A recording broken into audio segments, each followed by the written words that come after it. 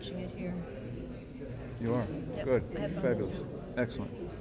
And it's recording because I'm seeing it recording. Please let it go smooth. I don't need anything else tonight. I don't think we've removed. The only wangler would have been if there was a Zoom, and we're not Zooming. So that's that. Uncle Bob. Antonia's got this text. Read this.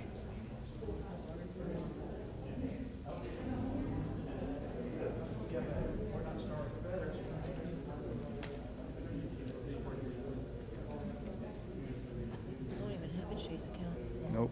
Don't even touch it, right? Nope. Who's 561? That's what I want to know. That's the phone number. Look, it was a text from a phone number, 561. Save that. Don't erase that. We'll look into that.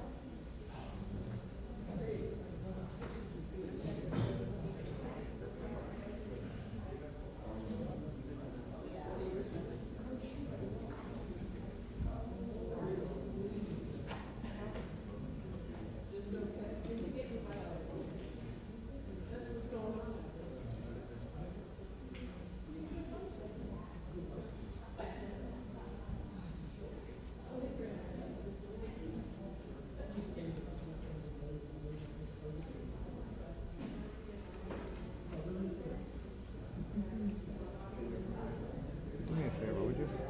Would you go make sure that those last two mics are turned on?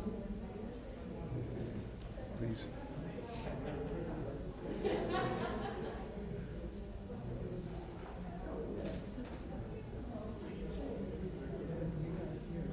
I tried calling and they disconnected me. Oh. Not that it matters, but that guy who was going to do his presentation got canceled till the 11th. Okay, good. Is it on? So yeah, so we won't have to. Okay, turn it on. Just leave it on, Good, please. good, good, good. Okay, thank you. And then to the next one? Okay, cool. There we go. Life is good. Thank you for checking. Thank you.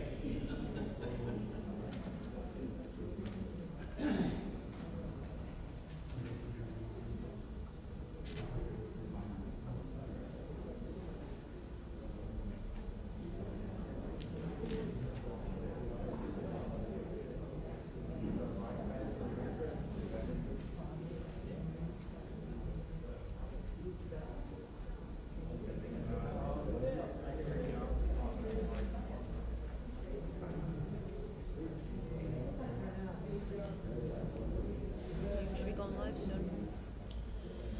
Good.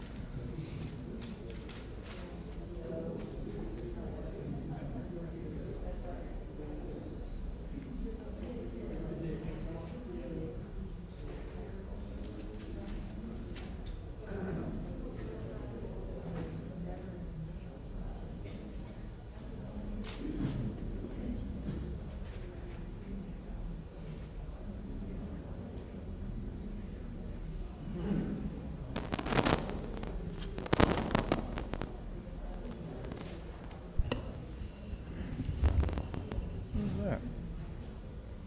What's that? I don't know.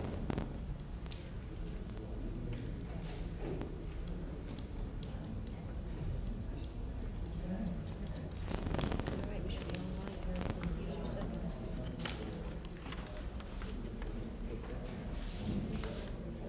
Is the stream going? Here we are, we're up. We are on. We are live.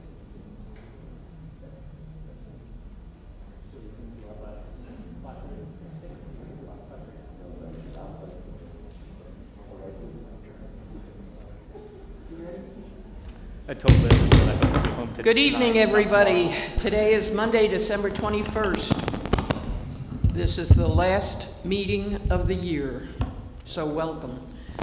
Commissioner Hurley will give the invocation. Please rise.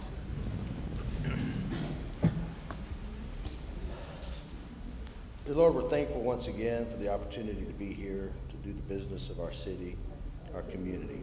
We're so thankful for the year that you've given us, for keeping your hand upon us through the pandemic, for your prosperity and help that you've allowed us to have. We ask tonight for your guidance and your wisdom as we continue to make the decisions that you would have us to be. We're also thankful for this season.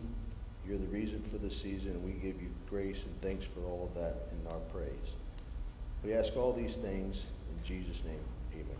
Amen. I pledge allegiance to the flag of the United States of America and to the republic for which it stands, one nation, under God, indivisible, with liberty and justice for all.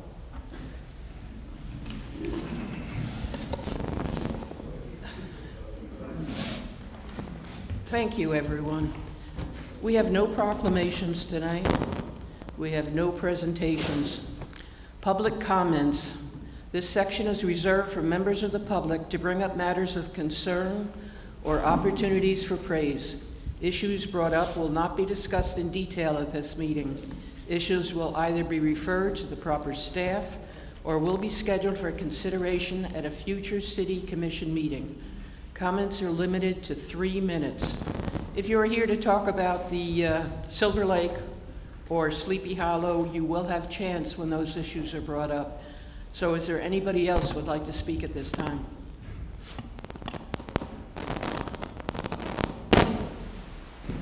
You turn off your microphone if you're not talking. There's a voice coming. Is Sorry. that you? I'll fix it. Thank you. Sorry about that. Okay, the consent agenda. This section, it is reserved for routine items which are placed on the consent agenda to expedite the meeting. If the commissioner's staff wish to discuss any item, the procedure is as follows. 1, pull the item from the consent agenda. 2, vote on the remaining items with 1 roll call vote. And 3, discuss each pulled item and vote by roll call. Are there any items you wish pulled tonight? Commissioner Peterson. None for me. Thank you. Commissioner Hurley? No, ma'am. Commissioner Roebuck? Nothing for me. Commissioner Christian? Thank you. As none are being pulled, can we please have, let's see, it looks like item 5B1. Yes. Somebody introduce, please? I'll introduce, ask to be read by title only. I realize. We have a motion to approve the consent. I'm going through this thinking, wait a minute, we have nothing to discuss. Second. Yes. Thank you. Roll call, please. Commissioner Christian? Commissioner Roebuck? Commissioner Hurley? Yes. Commissioner Peterson? Yes. Mayor Dennison? Yes. Okay, we're moving to item 6, public hearings and non-routine items. For those of you who wish to speak, there is a yellow sheet at the door. You may sign up there, but we are usually pretty liberal about letting you speak without that. This is a second reading of ordinances. Would somebody introduce 6A1, please? I'll introduce 6A1 and ask to be read by title only. An ordinance of the City of Leesburg, Florida, annexing certain real property consisting of approximately 83.51 acres, being generally located east of County Road 44 and south of Clark Street, lying in sections 1, 9, 10, and 16, Township 19 South, Range 25 East, Lake County, Florida, providing that said property so annexed shall be liable for its proportionate share of the existing and future indebtedness of said city, providing that such annexed property shall be subject to all laws and ordinances of said city, as if all such territory had been a part of the City of Leesburg at the time of passage and approval of said laws and ordinances, providing that such annexed territory shall be placed in City Commission District 1 and providing an effective date. Motion for approval, please. Move for approval. Second. Discussion. Any discussion on this item? If not, I will open it up to the public. This is the first Silver Lake item.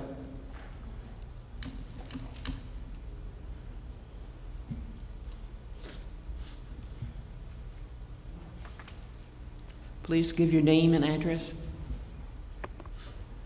Good evening, Mayor, members of the Commission. I'm Kathy Hadaway with Polis and Bennett, 2602 East Livingston Street. We are here tonight for the annexation and then the next two items, the future land use amendment and the PUD. Would you like us, Madam Mayor, to address our comments on all three at this point or just the annexation? Go ahead with all three at this time. Great, thank you. I have a very brief presentation.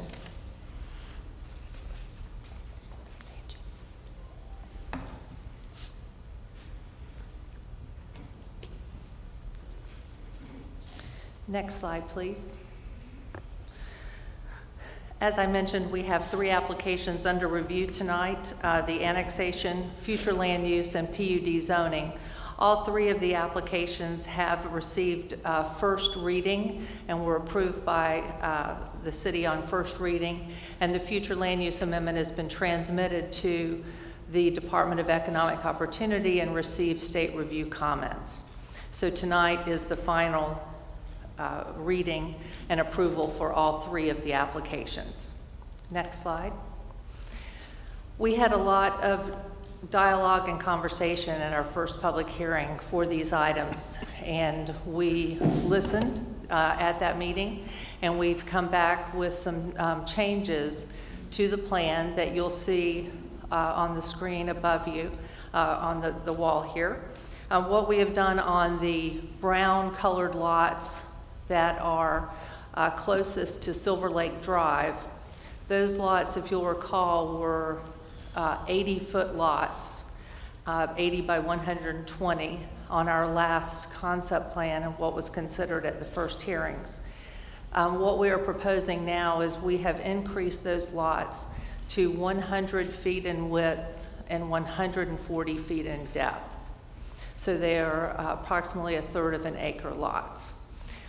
There's also a buffer that will be retained. You can see the green area south of those brown lots with a minimum of additional 20-foot buffer in addition to the lot depth in that area. Over on the right side of the plan, where the terminus of Midsummer Lane is, we have turned that situation into a cul-de-sac condition so that there will never be any cut through or connection to Midsummer Lane. So as you can see, that is now not even a turnaround, emergency access turnaround. It is a cul-de-sac, and we'll have lots in between the terminus of the cul-de-sac and the boundary of the property. That also has a significant buffer there between the southern portion of those lots and the boundary of the property. Next slide. So just in summary, I wanted to just point out the value and the benefits of this project to the city under the PUD process. Then these are the project commitments. We have the 100 by 140 foot lots on the southern border. The remainder of the lots on the interior and northern border are 50 foot in width, either 110 foot or 120 foot in depth. We have the additional 20 foot southern buffer. The project will have a pool and cabana recreational amenity. We'll have a little over 26 acres of open space. The project will be governed by a homeowners association in perpetuity, and the only access to this project is directly onto County Road 44. With that, we're available for any questions, and I would like to reserve some time to respond to any comments from the audience. Of course. Thank you. If there are any questions from the audience regarding this information, please come to the podium. We need your name, address, and please keep the dialogue down. No one?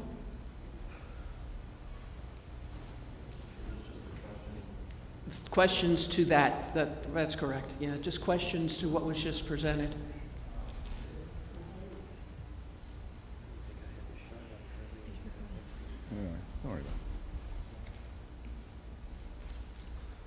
Ucorn, 8729 Spring Court.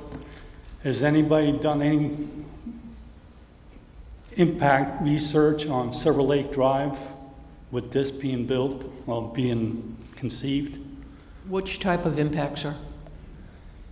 Are you I w- talking about traffic? Are you talking about Traffic environment? and so forth and so on, yes, on Okay. Silver Lake Drive. Has anybody done any kind of research or? Dan Miller, would you like to come up and answer that question?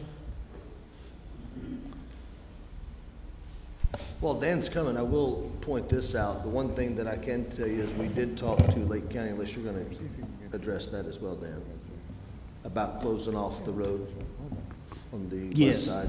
Yes, sir. Okay. Dan Miller, Planning and Zoning, City of Leesburg. There is a traffic study that has been done. Kathy, I believe her traffic person is here this evening to answer specifics on that. But yes, traffic study was done. We did talk to Lake County. And just on that information, one of the mitigation options would be to close on Silver Lake Drive from the previous meeting. Everybody hear me? I'll use the microphone. Maybe that's a little better. So from the previous meeting, there was the concern about traffic from 44 that would come into Silver Lake Drive, cut around Silver Lake Drive out using Meadow to get to Radio Road or like Stewart or the College Road to get to 441 a little quicker. The way to cut that 44 traffic off would be to close North Silver Lake. So that, roughly say that's 9 o'clock on the lake. We would need to keep it open only to access the apartment complex that's approved, the Arbors Complex, which is at call that the southeast intersection of 44 North and 44. So that would you could turn left there to take an immediate left, depending on which direction you're coming from, into the apartment complex. And the road would close, remove it. The plan would be to remove it and turn it, deed it to the property owners next to the road, up to the house that has an entryway, and that house is on let's call that the southwest corner of Silver Lake Drive and north. They have a dual ingress, egress. One of their driveways is on Silver Lake, the other one's north, so you would open it there so that they could access that road and then everything in between there. The county was amenable to that plan. They did not commit to that plan. That plan has not been made. If mitigation and traffic is a concern, then the commission may want to consider that as a contingency that goes into your approval of the PUD this evening. And the county position was that they would be open to that concept, but would want the input from Silver Lake Drive because it's a double-edged sword. It would be successful in keeping a considerable amount of growth from 44 from coming into Silver Lake, so it would mitigate that concern, I think, reasonably. The other side of that equation is the folks who want the traffic mitigated, the folks who live on Silver Lake, your access back to 44 is now going to be circuitous. So there's both. You can keep out a ton of traffic, but you keep yourself in too. So the county's concern was as long as the Silver Lake residents were happy with the other side of that equation, they would be open and amenable to closing off that road. No other progress. That was initial conversation. No talk. So don't run out and think, oh, they're closing North Silver Lake Drive. That's just conversation on how to mitigate a traffic concern, which the traffic study probably doesn't even say you have to do. That's correct. And that conversation was had between myself and Jeff Cole, the county manager. Thank you, Dan. Next question? Good evening. Rick Rojas, 33804 Overton Drive, and future resident at Lot 24, Silver Lake Estates on Silver Lake Road. Regarding the expansion of the lots on the buffer, I noticed that they're just a segment of it, but the other impacted subdivision, which I partook in the development and building of most of those homes in that Silver Lake Meadows subdivision, there's no buffer there. But also, is there a restrictive covenants that has been submitted showing that the lot sizes or the home sizes are not going to be small, even on those big lots? Just You know, we want to know that there's going to be larger homes in there rather than just 1,600 square foot homes, because that's going to be a detriment to the Silver Lake area. Okay, Mr. Miller, did you want to answer that?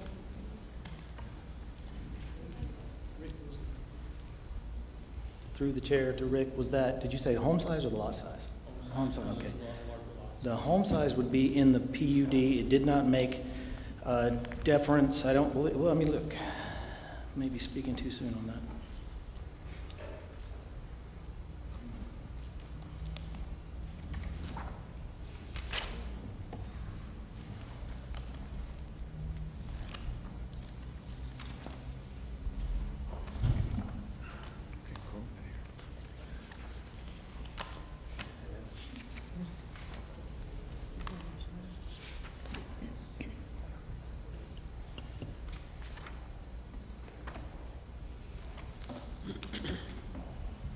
I don't recall anything that specifically changed the home size based on the lot size, Rick. So they can still put the minimum size house on the bigger lot? Dan? Yes. Yes. And the minimum house is? I believe it was, here it is.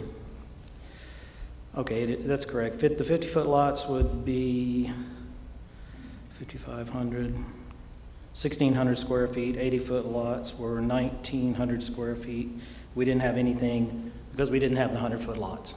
So we can add something if you'd like to do that.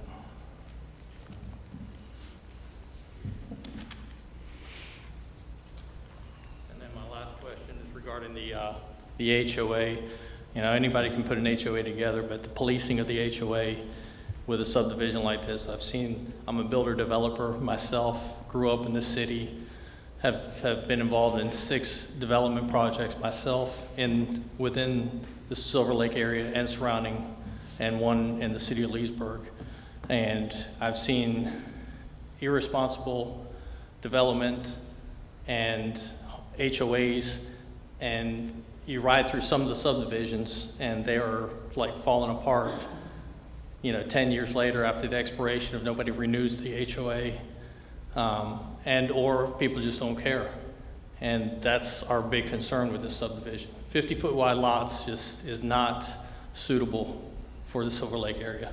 It's suitable for many other areas in this community. I don't believe we would be responsible for the HOA. That would be the responsibility of the homeowners That's who correct. join and govern that HOA. If you're not pleased with them, you get rid of them. We did down in Legacy as well. If they're not doing their job or they're not doing what you want, you find another HOA company. Right, but it's got to be voted amongst all the members. The residents, that's correct. Yeah. And so if you have residents there that are changing oil in their driveways and have abandoned cars and things like that. Well, because- one, they'd have to have certain changes approved by the HOA. So people can't haphazardly make changes and decorate and paint their house pink and Right. and everything else. And as far as our houses falling apart or falling down, if you're a location in Leesburg, we have a very strong code which would come after them and start fining until those things are cleaned up. Okay, I understand. Okay? Okay. So that's already been addressed in the rest of Leesburg. Okay, wonderful, thank you. Is there anybody else that would like, yes, please?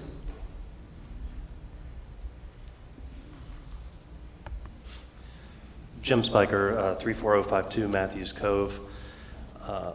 My question is the square footage they're given on the houses, is that an overall square footage? Is that living? Is that including the garage? I'm just trying to get a picture Okay. for that size. Ms. Hathaway, would you like to come up and answer that, please?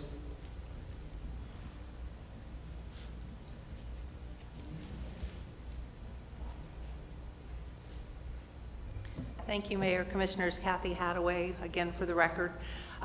Typically, and I believe the city of Leesburg measures it the same way, that's typically the under heat and air is the square footage of the home.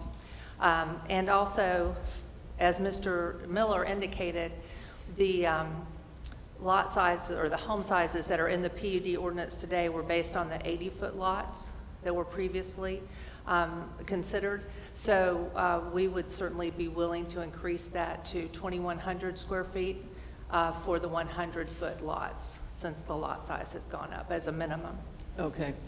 Mr. Miller, would you make a note of that, please? Yes, ma'am. Thank you.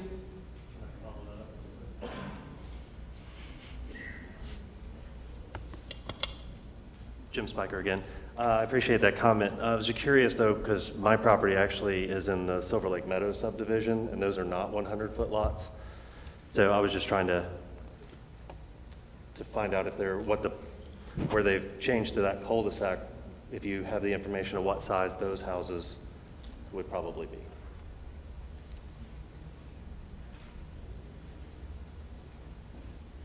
Kathy Hadaway for the record.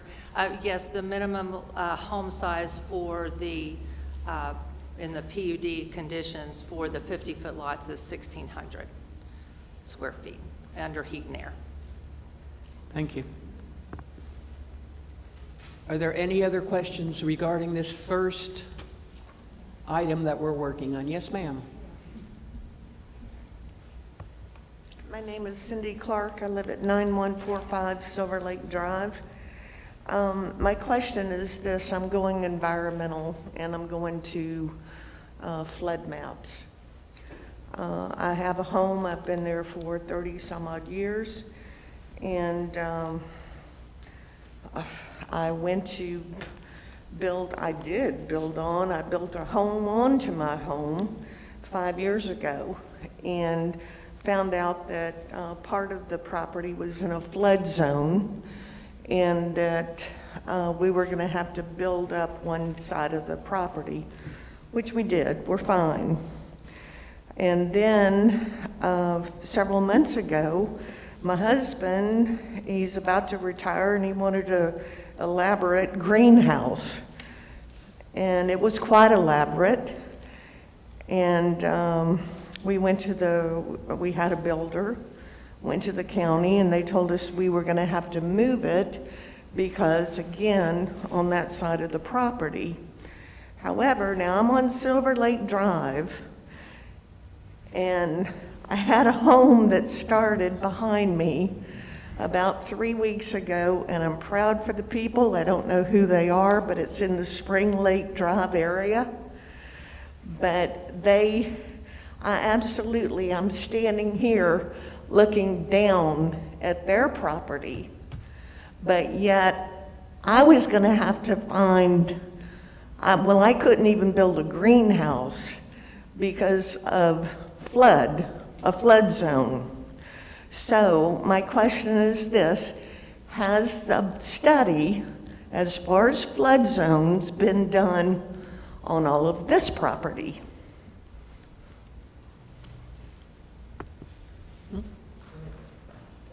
Oh, okay. Let's find out from them first. Kathy Hadaway for the record. Yes, there are flood maps for this property that have been published, and they were included in our application package. And also the floodplain line is shown on the concept plan in this property. If any development occurs in that area, it will have to follow the city's rules as well as the Water Management District's rules for development in the floodplain. So that will come at engineering of the property. Thank you. Dan, did you have something to say? The only flood zones that are shown on this property are shown on the map up here, and it is just on the far eastern side by the cul-de-sac, and so there's no development going in there. You can develop in a flood zone, but according to the plans that we have, they are not asking to do that. It sounds as though the existing house that you're having problems with, you're caught between being with the county and being with the city. I think you're going to find the city's a little stronger in taking care of that. Are there any other questions?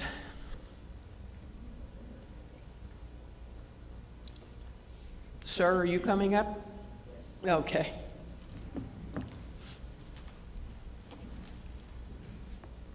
Thank you. I should have walked over here before the last person. Todd Drennan, 9307 Silver Lake Drive.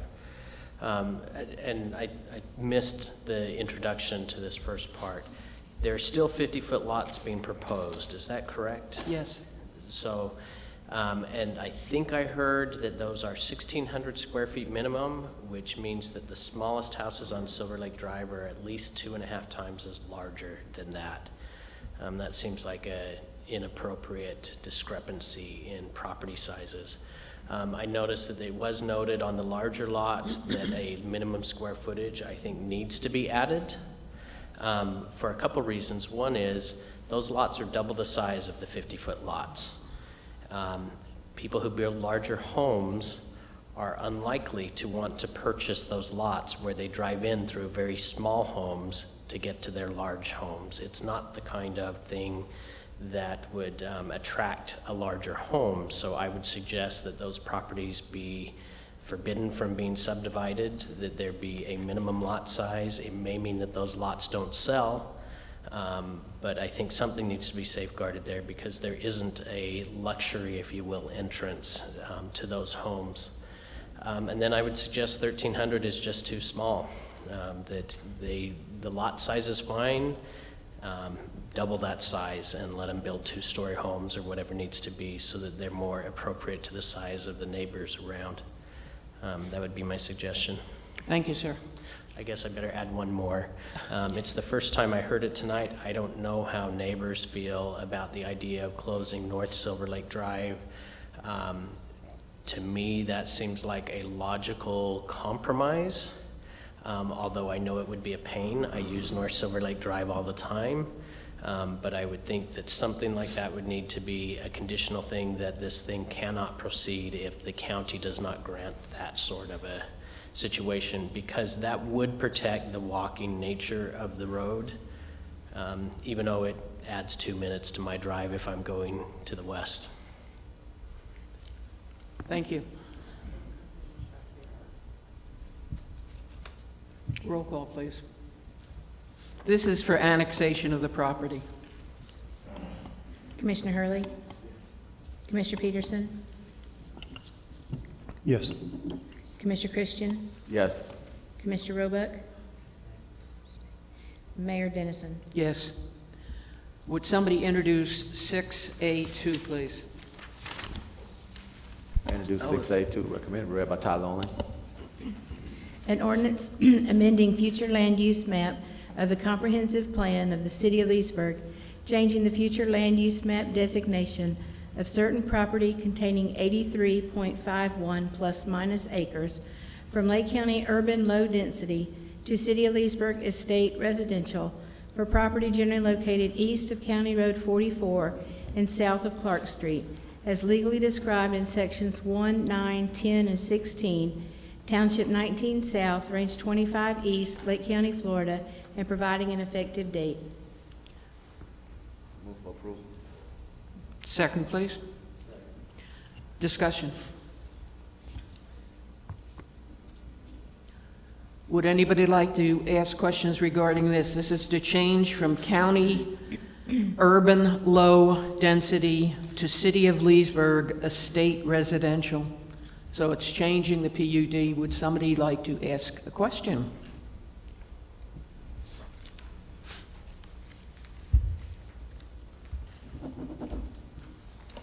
Rick Rojas again for the record. The question lies is with the zoning with Lake County right now, if this developer were to go to Lake County to request this density, they would not get it. Our last project in 2006 was down 44. Within, not within the city of Leesburg, but had a Leesburg address. And we had 73.3 acres. We were only granted 159 lots. And that was hard pressed. And they said that that would have been not approved 2 years later. So just something to consider. Okay, Mr. Miller, would you come up, please? But in the meantime, if the county does do this, two things. 25% of the property would have to be open spacing, okay? And then you'd need approximately 4.5 acres for roads and sidewalks. Mm-hmm. So you've already cut back on the number of houses. It doesn't mean that they can't build smaller houses. So, Mr. Miller, would you like to discuss this, please? If you would, Mayor. Yes. Dan and I both have. Okay. I Your microphone. If Dan and I can both tackle this. And if you would, who's ever controlling, well, what we need for this discussion is the existing land use map of the county. Do we have that? And if we can get that up, that's helpful.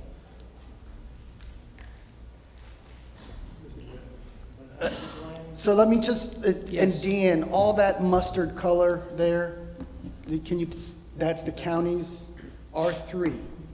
But that doesn't include the Roebuck property. Is the future land use of the Roebuck is not R3. That mustard color includes the entire property. That's future land use, and that's 4 units an acre in the county. Okay. Under their urban low. We double checked. Okay. Do we have existing? And then, if you can find it in there, Ken, that's the future land use. Under their current zoning is R3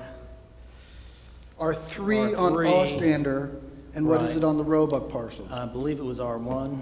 Okay, so they can get the 3. They can. So on this Point case, one for that they're example, asking. though, so we get this jargon straight, and then we'll talk in English.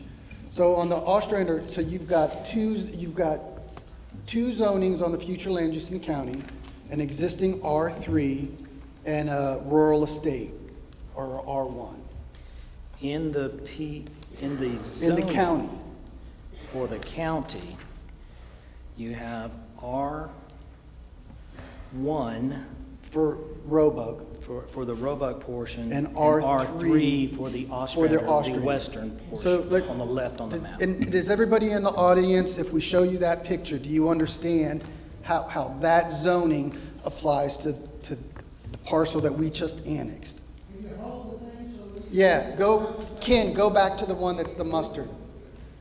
That one. That one, okay? Go up a little bit more. And I'll talk loud long enough, just so you can get a feel for the comment that Rick had, okay? Along this map, you see the red hatch, okay? I don't have a pointer, but about this line right here, this is Ostrander, about this line over is Ostrander, this line over Hatch is Roebuck. They're about 40 acres both. Okay? This is the future land use map. We'll come back to this in a second. The land use map says that these houses or this zone can be R3. 3 units an acre. We'll come back to that in a second. The existing county map says that this has to be R1. But the next side, what this now shows, right here.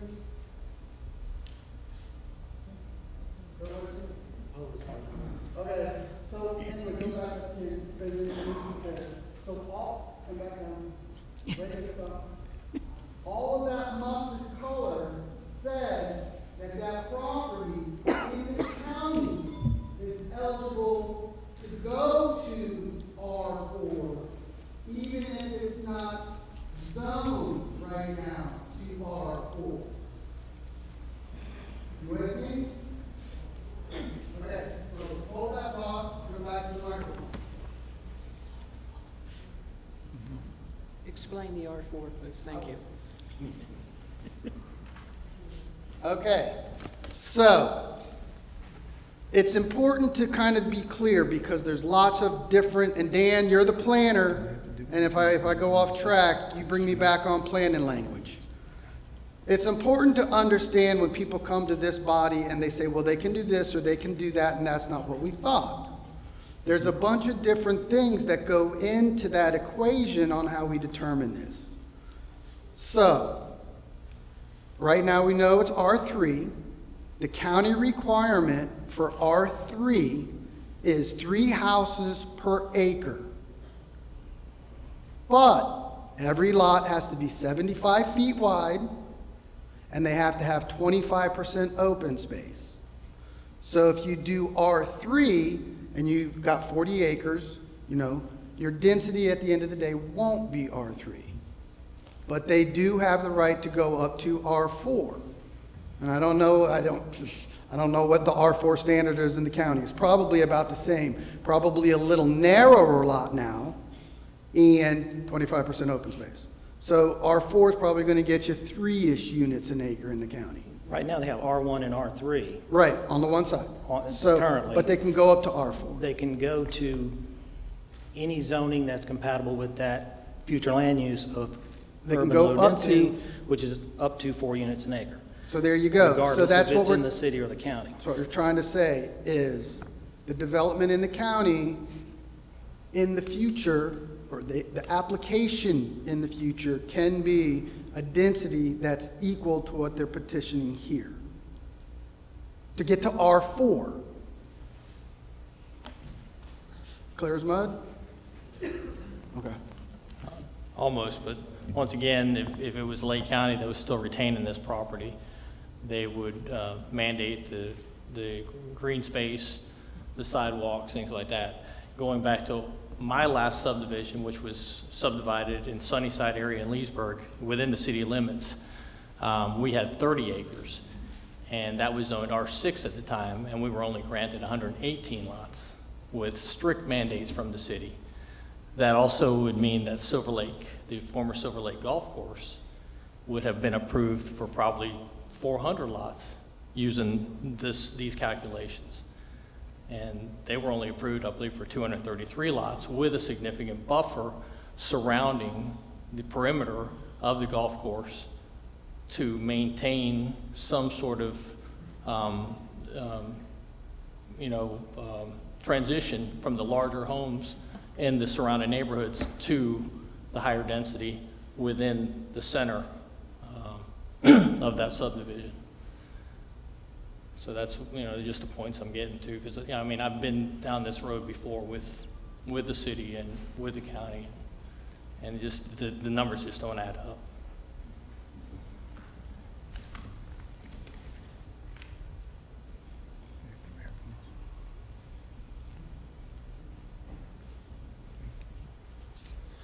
Jim Spiker again for the record. Take this off. So what I have here is a letter that was forwarded to me by, written by Tim McClendon, who is with Planning and Zoning from the county. It was forwarded to me by Doug Shields, County Commissioner. Kind of a breakdown on what they just said, and maybe this will help clarify it a little bit by the way he put it in here. He only spoke to the Ostrander property right now because it had the highest zoning right now, and again confirmed it was R3, approximately 41 acres. Between the county lot size requirements, open space requirements, he believes that to meet the R3 zoning, they would be, some quick math would indicate they would end up closer to an 85 to 95 lot subdivision.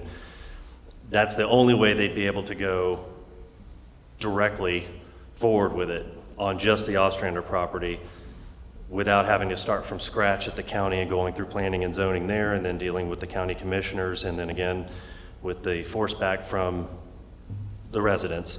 The feedback that I got from the commissioners was not in favor of this plan. They felt that the size of the lots compared to the existing community was completely out of whack, was too far off, and confirmed that they had no other option than to start from scratch with a PUD, just like they did with the city, and then face the same resistance at the county level. So I just wanted to clarify that. I didn't know if that made it a little easier for people to understand. When you get to that 85 to 95 lot subdivision on the Ostrander property, with that R3, you're talking about a completely different scenario. Now you're talking about a 180, 190 lot subdivision if you had the whole thing that size, which is still considerably less than what they're asking for right now.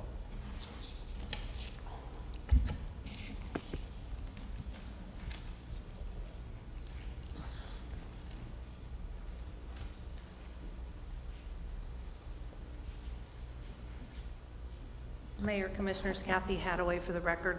I'd like to introduce into the record a letter that I received from Tim McClendon with Lake County. It indicates all the information that we've discussed tonight, that the Ostrander property is R3 zoned, and states the development standards for the R3 zoning, the 75-foot width for the lots, as well as the setback requirements. Because this is straight zoning, and it is granted on the property today and exists as R3, if someone were to come in to develop the Ostrander parcel today, they would go straight to preliminary plat with no public hearings in Lake County. Because the zoning exists, the future land use exists, no other requirements would be, nothing else, no public hearings would be required, would go straight to preliminary plat. So if I could introduce this for the record. Please. Thank you. Go ahead. Just to respond to that, obviously that's correct. That's the same information Right. that I got. But it does say they would have to match exactly to the current code requirements. And to confirm, that would only be for the Ostrander Right, portion and of it the would be property. That R3. has no bearing on the other half of this Right. development. So if somebody did come in, we'd be back to what I just Without read. public hearing, yes. Correct. That's the only way they would be able to go direct to plat. Right. Are there any other questions? Any other discussion from the commission? Yes, sir.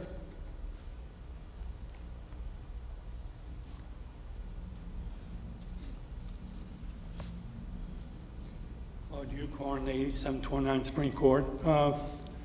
We're going to have this. We've got the one that's being constructed up by the cemetery on 44, if I'm not correct. If I'm correct, isn't there a development going up there? Excuse me, just north of that. Do we have another development up there? Up by 44. Up by 44? Just before you get to Post Street. Mm-hmm. Now. Yes. Sunnyside is being brought up, this is being brought up, there's that big one being built north of that. Where are the kids going to go to school? Our schools are packed now. No, sir, there's plenty of rooms in the schools. That's one of the questions that is asked prior to this coming to the commission. So the schools are fine. The fire department is fine. Does anybody have a question about that? I'll be glad to listen to it. I'm using information from the schools, from the fire department, from the police department. All right. Roll call, please. Mayor, if I Yes. may, just to make comment, I've given this a lot of thought, and had multiple meetings and conversations since our first reading. I think sometimes our opinions get skewed based on things that we know or one experience or something. For me, I think the issue is a couple things. We have residents who are very important. We have a community and a city. We have to look at our aspects of it, and we have a developer who has purchased the property and what their plans are.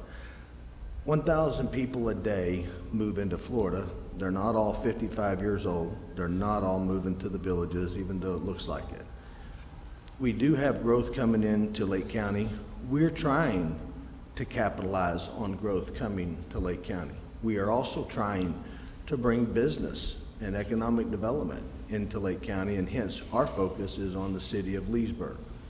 We do not want to be the armpit of Lake County. We don't want everybody living everywhere but Leesburg. We don't want to be the city that's only known for our crime rates or only known for the negativity aspects that seem to be brought up a lot. We're trying to do things that bring in the structure and the development so that we can have big businesses coming here, so that our town can grow. We are not a little small community in the sense of a Howey in the Hills or a Umatilla or a Paisley. We're trying to be the hub of Lake County, and I'll speak for myself and leave you guys out of it.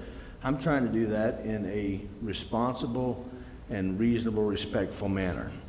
When you look at Silver Lake, everybody keeps referring to this development as a Silver Lake development. It is not a Silver Lake development. This is a State Road 44 development that backs up to Silver Lake, just like several other neighborhoods back up to Silver Lake as you go around. On some sides of the lake, you have car lots. Some sides you have a school. Some sides you have other neighborhoods. Some sides you have just rural open acreage that's there. Around Silver Lake, the average lot is only, I think when I looked it up, it's around 90 feet wide, the average lot. They're deep, but they're only 90 feet. A lot of you own 2 lots, and there are a handful, I think up to about 7 or 8, that go up to 150 feet wide. So after the last meeting, trying to be a good steward and trying to make it where it makes sense, obviously Lake County can allow them to build right now 3 to 1 if they want. They can go through the process again, get it pushed up to 4 to 1 if they want. Leesburg with our, what's our fire thing called, Al? Fire assessment fee? No, the agreement we have. Oh, the interlocal agreement, the ISBA. So with our ISO that we have, what this would mean is Lake County could go ahead and approve this, let them build 4 houses per acre, and then Leesburg, because of our agreement, will be providing the services for this community. Even though we're not getting the tax dollars from it, we'll be the one carrying the workload for it. Number 2, we went in and said, okay, I hear my residents, you're important. You're worried about traffic, people cutting through 44 or Lakeshore North or whatever that side road is. I can't remember what it's called. And so we reached out to the county. The county says yes, if the residents would like to close that road so people can't cut through to run over to Radio Road or run over to the college or wherever they may be going from 44 to the other side. If the residents want it, then we would close that road for you. You were worried about us having a road coming in from that development into the one you're in. I can't remember the name of yours, but Silver Lake. Yeah, so, we got with the developer, and the developer says, we'll put a cul-de-sac there. It's done, it's over. We're gonna let 2 houses will be between the 2 roads, so there'll be no road going through there. We asked them for bigger lots, backing up to the houses that are on Silver Lake neighborhood. They've expanded the bigger lots.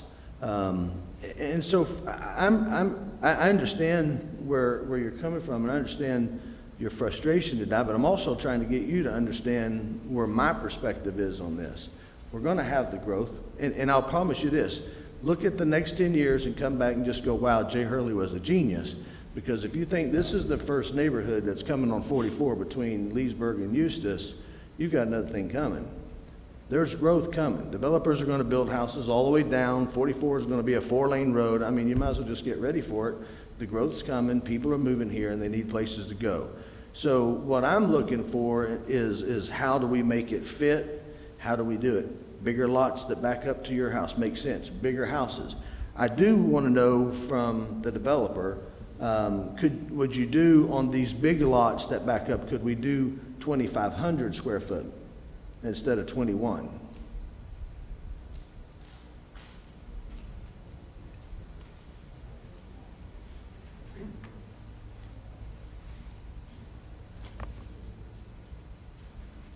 Good evening, Mayor, Commissioners.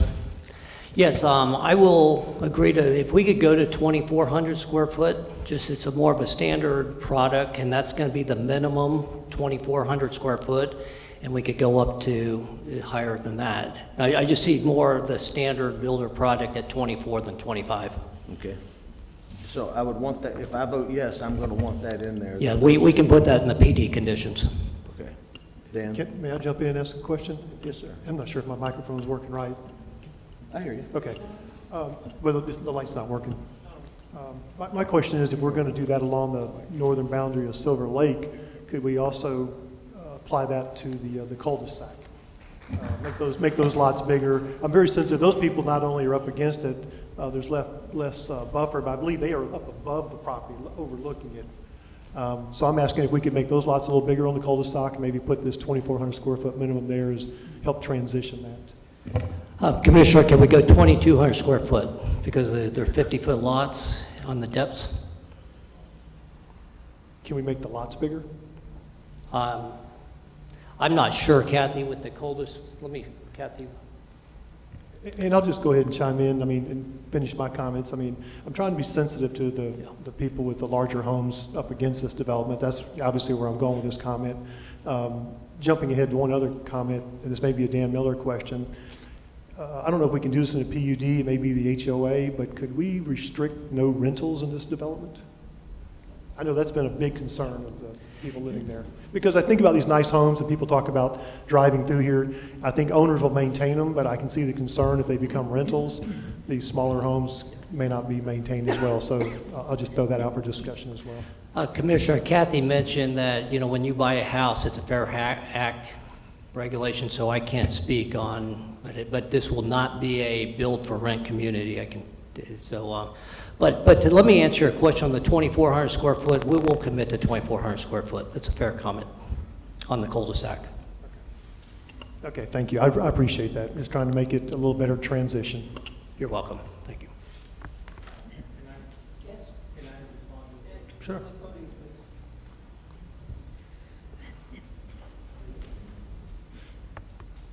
And Mr. J, I appreciate, your concern with promoting the well-being of Leesburg as well as all of us. I moved back after going to college to raise my family here. Everybody knows that. I too am trying to promote Leesburg. Well, 6 months ago, we came to Mr. Minner, the property owner for the old Silver Lake Golf Course, with a proposal to turn that into 33-acre estate lots, gated community. The reason being is I get calls all the time. My smallest home that I've built in the last 5 years is 4,500 square feet. I'm closing 2 this week. That's 9,000 total and 10,000 total. I get calls from people all the time looking to move to Leesburg, and I've got nothing to offer them.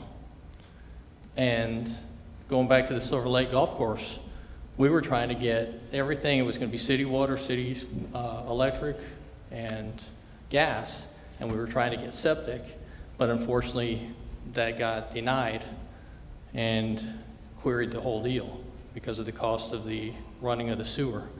But we're trying to do our best. I've got a lady right now, Boca Raton, trying to move to Leesburg. Do you have any lots that we can build $700,000-800,000 house? I just closed one a few months ago in Tavares, 7,000 square feet. They're moving everywhere else but here because we have nothing to offer. And they're not doctors, they're retirees, they're business people. It just,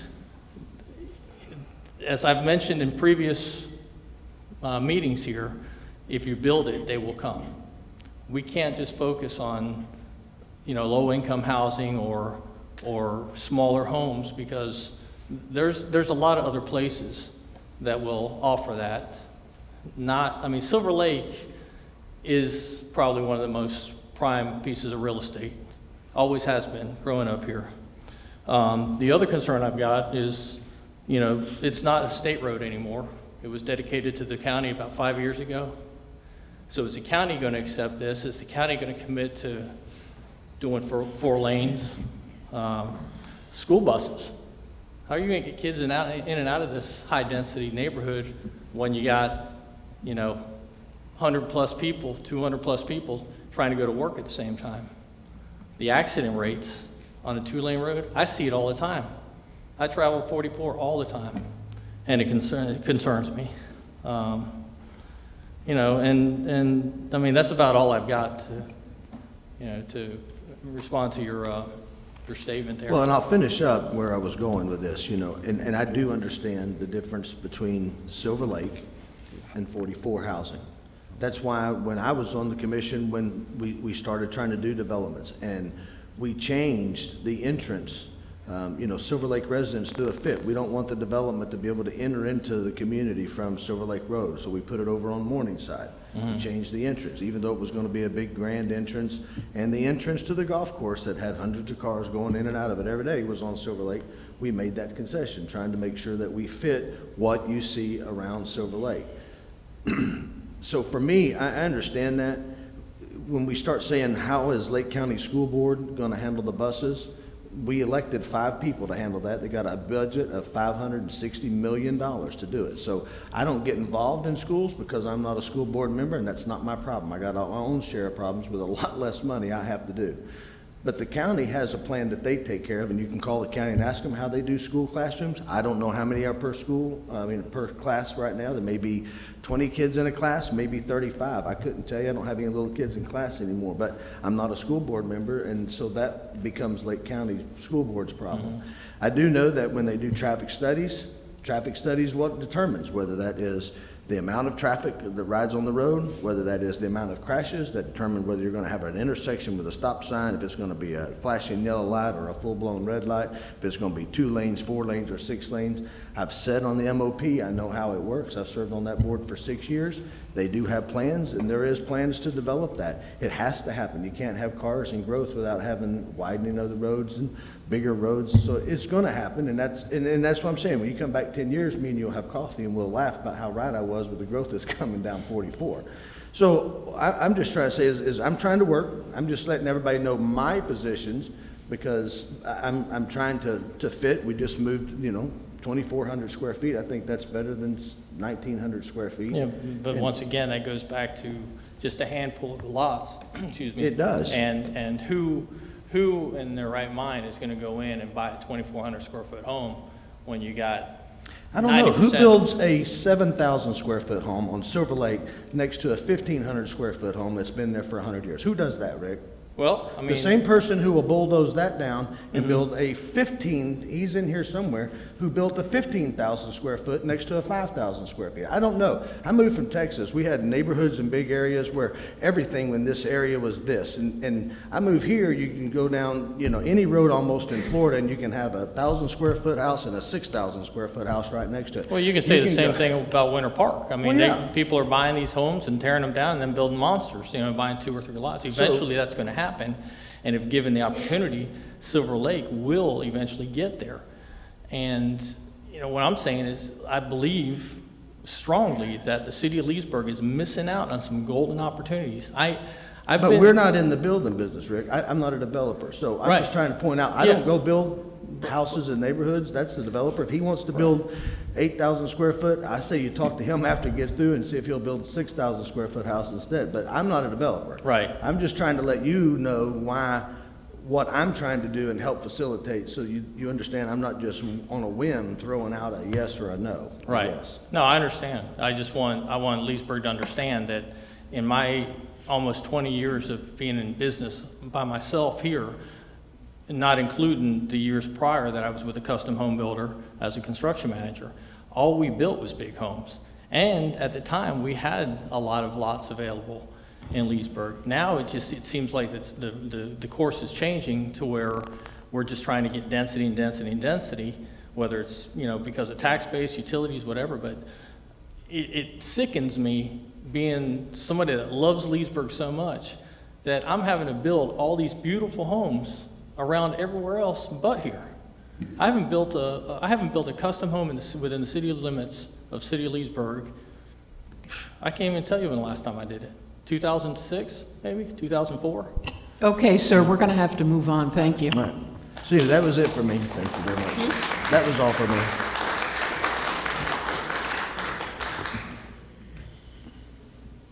Jim Specker again, just a quick clarification on the houses at the cul-de-sac.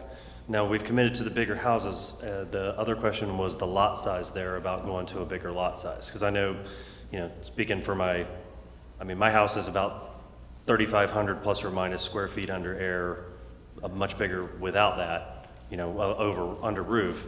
And my neighbor's house is larger than mine that's directly behind my house, the 2 houses this comes up against. Okay, I don't think we committed to that, but Mrs. Hadaway, did you have an answer for that?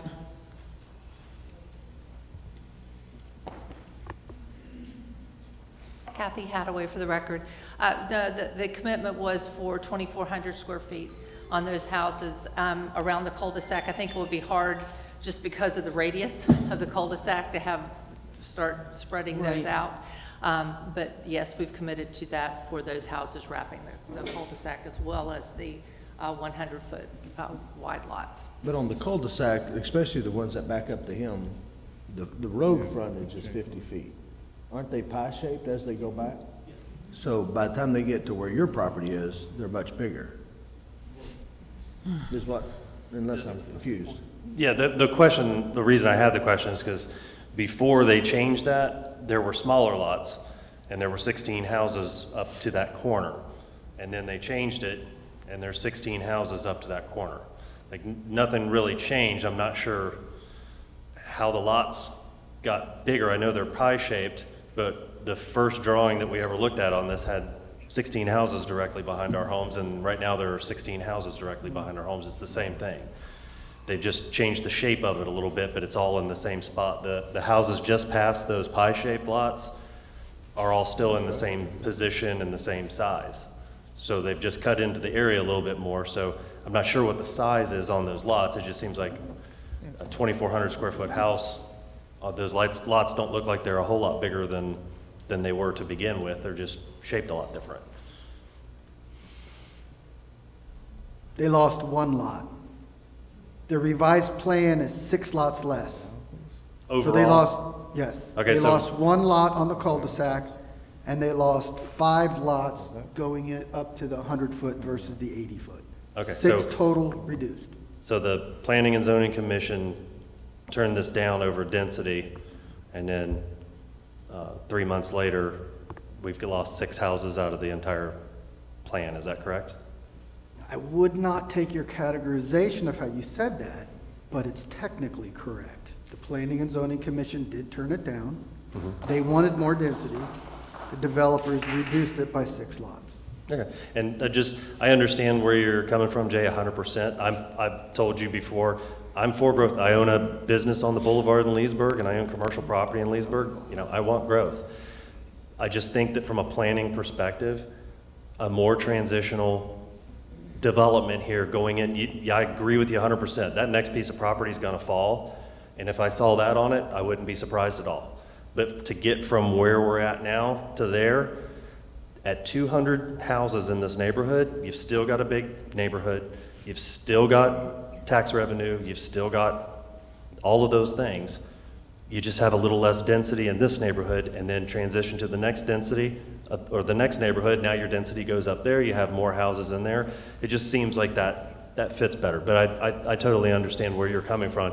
We're just looking for just something reasonable to go back there. We're not looking for nothing. You know, we definitely want growth, and it would be pretty hypocritical for me to stand here and say, the guy who sold, the developer that developed the land that my house is on and built my house shouldn't be allowed to sell the land behind my house and develop it and put a house on it. We're just looking for something to ease this pain going from one development to the next. That's our big question. And I think their best shot is with the city of Leesburg. I do not think that this is there for them at the county level. So, thank you. Thank you. Okay, commissioners, did you have any other comments? I saw, yeah, go ahead. I saw Kathy go on the microphone. I was curious.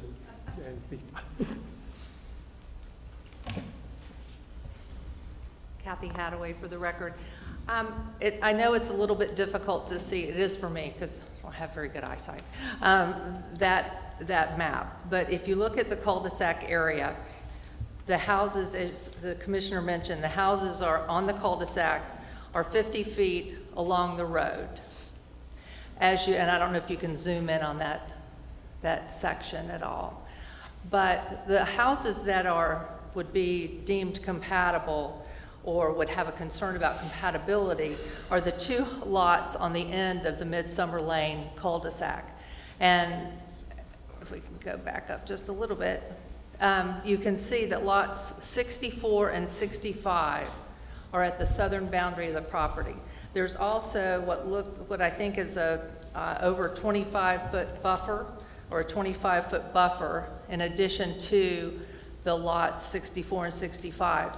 If you scroll down just a little bit more, you'll see that 64 and 65, when you get to the back of those lots, they're basically the length of the 2 lots on Midsummer Lane. The other lots in Midsummer Lane would be affected by the two lots on the right, potentially, 67 and 66. Those lots are adjacent to open space, a floodplain, and a wetland. So they're nowhere near any lots in Midsummer Lane. So the only adjacency to Midsummer Lane lots with regard to lots in this proposed project are 64 and 65, which match the lot width on the back actually matches the lot length to the house adjacent to them. That makes sense. So I just wanted to clear up any concern about the proximity of those lots and the measurements lot to lot.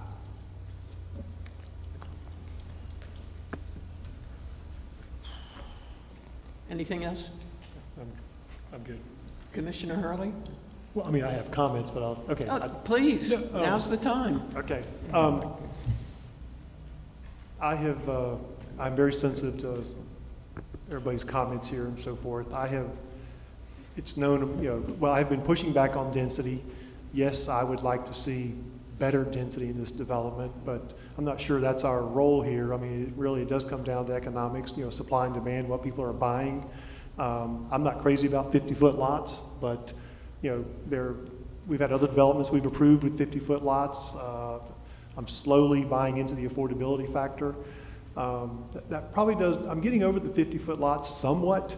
I just want to be sure the development is done right. We put the right controls in place. I mentioned the no rentals. I don't know. I come back to that again. If that's unreasonable, I understand. But I wish we could do a little bit better on the cul-de-sac. But I think the developers tried hard here to do the right thing, and I do appreciate that. Let's see. Just for the sake of everybody in the room, I know we've said this before in other developments, but I want to be sure the group here understands that we don't control the red lights in the roads. I mean, I wish I could put a red light there at the entrance, but we can't do that. I want to be sure people understand that. I did not know that before I came on the commission.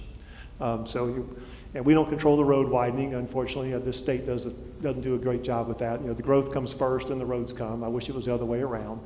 The road we're talking about closing, North Silver Lake Drive, my understanding is that, once again, that's a county road.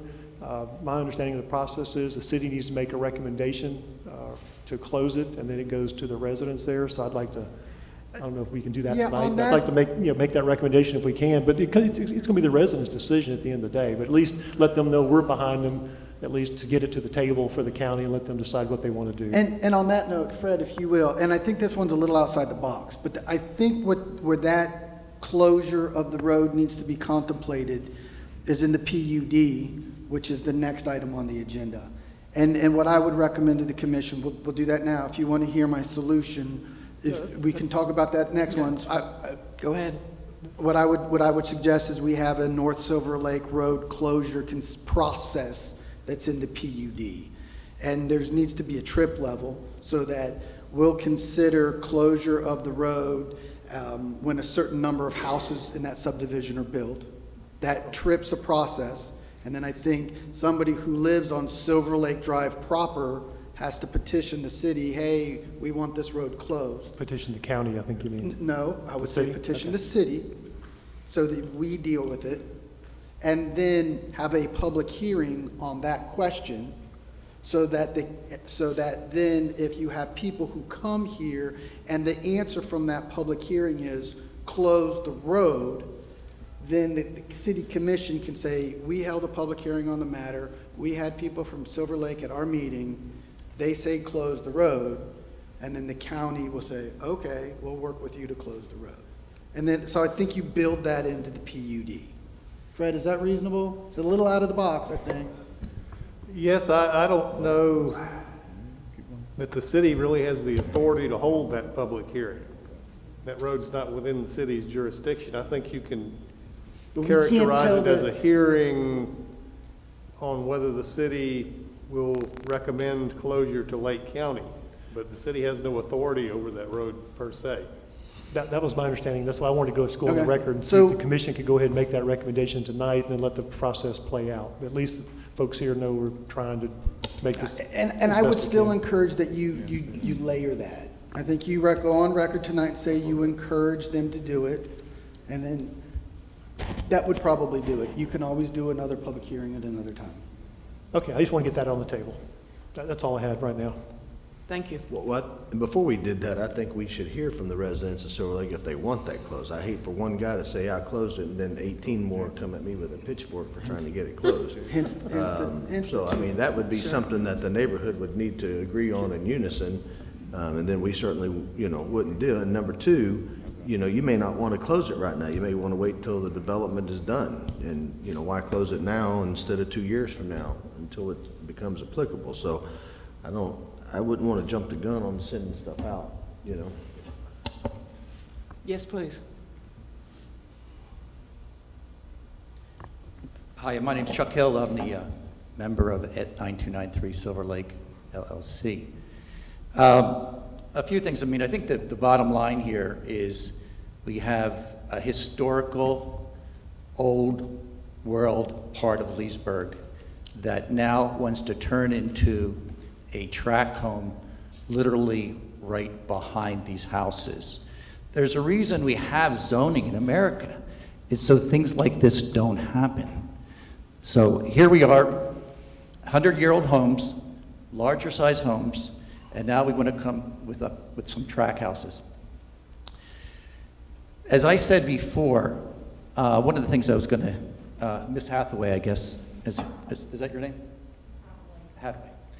I wanted to ask her, what have you given up in this deal? From the time you presented it to this time, what have you given up? I think Al over there mentioned it. It's 6 building lots. So this developer, he's a great negotiator, came in asking for 260 or so lots and is walking away with 254. One hell of a job you did. And I said before, he's not coming back with plan B, C, D, or E until he loses on plan A. We have an opportunity here in Leesburg. This gentleman builds custom homes. This man here bought a custom home.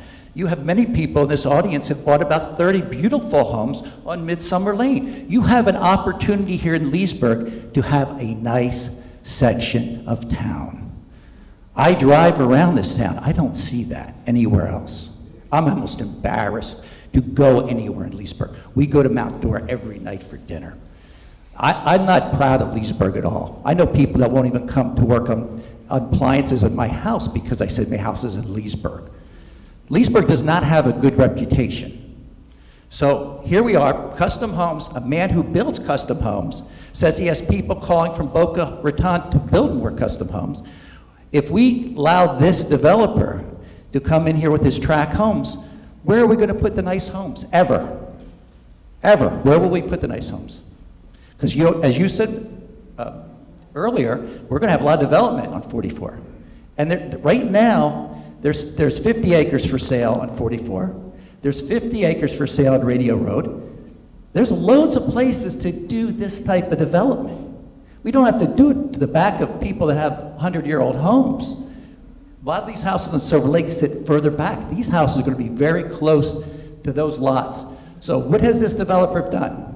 He's come in here and he's given 5 lots on the back side.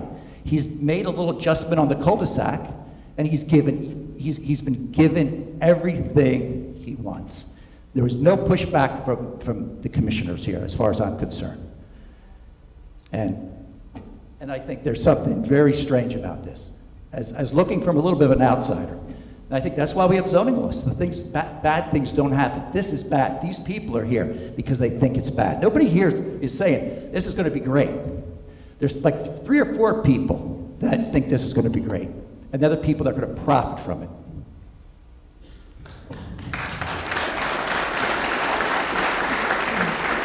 So that's why we have zoning laws. Many places for this gentleman to build his tract homes. Maybe you could call me and maybe we'll make a deal and go together in it. But it doesn't have to be behind historical, significant homes of a larger size. It doesn't fit. It doesn't fit. So let me respond to one thing. The arrogance that the only nice houses are in Silver Lake is stupid. I don't see any other. So let me just put this way, you need to learn Leesburg. Number two, you may not be proud of Leesburg, but you're talking to the wrong guy. I've been fighting in this city since '88. I'm damn proud of Leesburg.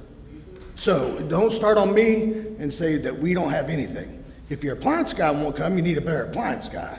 So he works on mine. Now, I will say this. I understand your point, and I appreciate it. And we don't have to go down to a condescending level. It's not condescending, it's a fact. But listen to me. Look at the average home size at Leesburg. This gentleman builds beautiful homes. He wants He to does. continue. He wants to continue that road probably down into this area and have. He it wants was the to. start of a nice area for Leesburg, for Silver Lake. He builds as many custom homes as he can. And he's not the only builder in Leesburg, and he's not the biggest by any means. We have a lot of builders in Leesburg. We also have a lot of realtors. We have a lot of people that give us input. So I understand the argument, and I started the conversation. Would you turn my mic down just a little because it's ringing? I understand that, but this is what we've been doing is make concessions. We don't want a road. We want a cul-de-sac. We did that. We want bigger lots. We did that. I mean, there are some concessions besides. Hardly took a 6 dime lots. out of his pocket on any of those. He lost 5 lots on us. Or as Al said, he lost 6 lots. Mayor, can you have them talk one at a time, please? Yeah, please, 'Cause that's- one at it's a time. irritating This me. is not an argument, it's not a debate. Okay. If you cannot control yourself, please sit down. Okay. So anyway, but I thank you for your. All right, thank you. All right, commissioners, anything else? I'm ready to vote. Because I love Leesburg. I do born and too. raised. That's why I'm living here. And there's a lot of Roll beautiful call, places in please. Leesburg. No, sir. We're at roll call, that's it. Roll call, please. Thank you, Mayor. Commissioner Peterson? Yes. Commissioner Christian? Yes. Mr. Roebuck, abstain. Commissioner Hurley? Yes. Mayor Dennison? Yes. Would somebody introduce 6A3, please? I introduce 6A3, recommend read by title only. An ordinance of the City of Leesburg, Florida, changing the zoning on approximately 83.51 plus minus acres from Lake County A agriculture, Lake County R1 rural residential, Lake County R3 medium residential district to City of Leesburg PUD planned unit development to allow for single-family residential neighborhood development for property generally located east of County Road 44 and south of Clark Street as legally described in sections 1, 9, 10, and 16, Township 19 South, Range 25 East, Lake County, Florida, and providing an effective date. Move for approval. Thank you. Second, please. Second. Discussion, please. Mayor, if I can, Yes. just for, we've discussed these points, so let me just bring them at this time for the PUD with the discussion that we've had. So the PUD gets modified, which would be part of your motion, if the commission agrees, that number 1, the houses on the 100-foot lots, I think you said you go up to 2,200 square? 2,400. Okay, so the houses on the 100-foot lots, which are the brown lots on the proposed PUD plan, would be 2,400 square. And then let me try to tackle this North Silver Lake Road issue. I do think you need a process on that. I do realize it's ultimately the county's plan. I do think the city wants to encourage and recommend that that be closed. So what I would say is give staff some wiggle room to write up a portion of the PUD, which would be North Silver Lake Road closure. The City Commission recommends to the Board of County Commissioners that the road be closed. The city will review this through a public process, not a public hearing, but a process duly advertised after X units are developed. X is, say, a quarter of the units. Just put that in there, and then we can figure out the details of the process and all of that later. But through that, we say to the county, we want to close this road, and we're going to do it based, and we're going to make a formal recommendation to them where we can take proof to them that that community wants it closed too. Okay.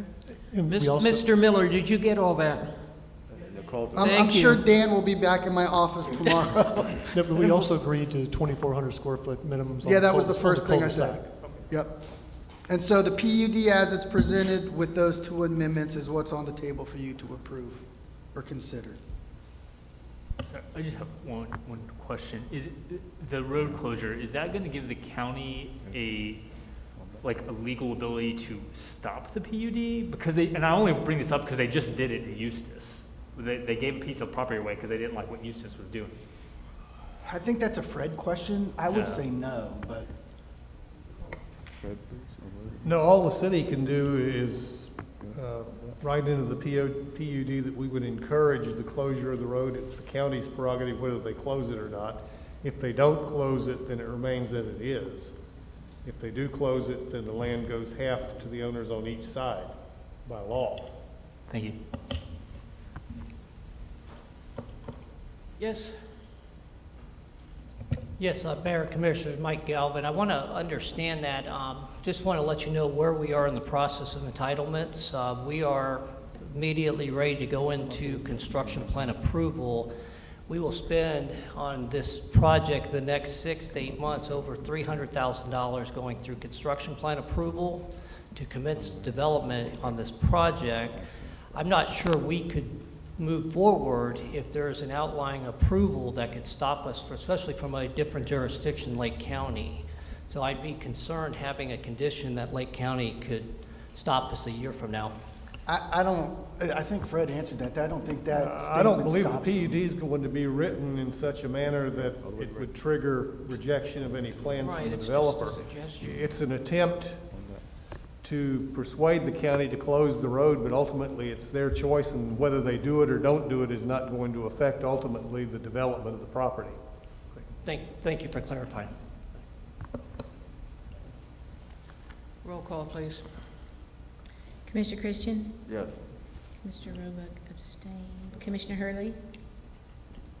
I think you've already covered yourself with all the questions tonight. Hold on. Yes, ma'am.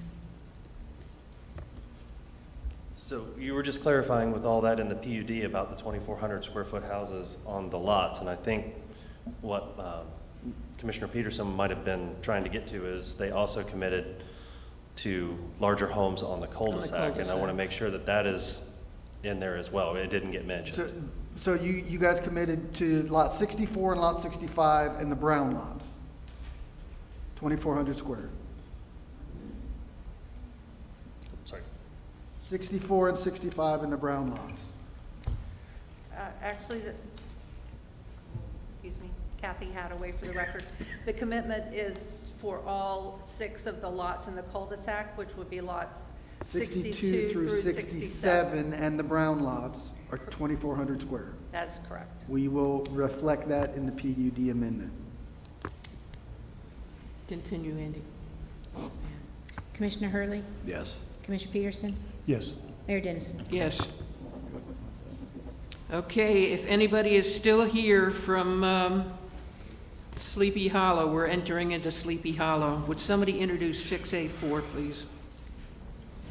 I'll introduce and ask to be read by title only.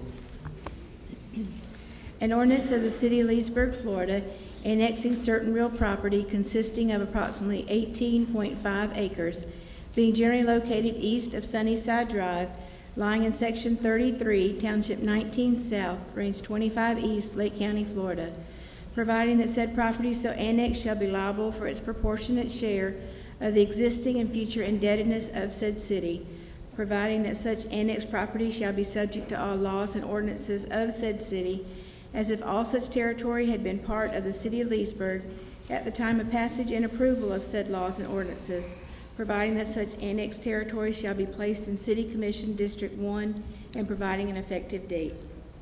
Motion to approve, please. Move for approval. Second. Discussion?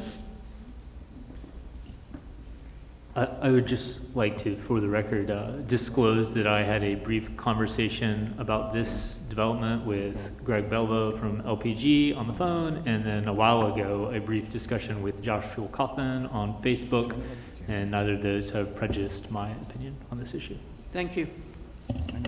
Mr. Bellevue, your lawyers are here? Only one. Okay.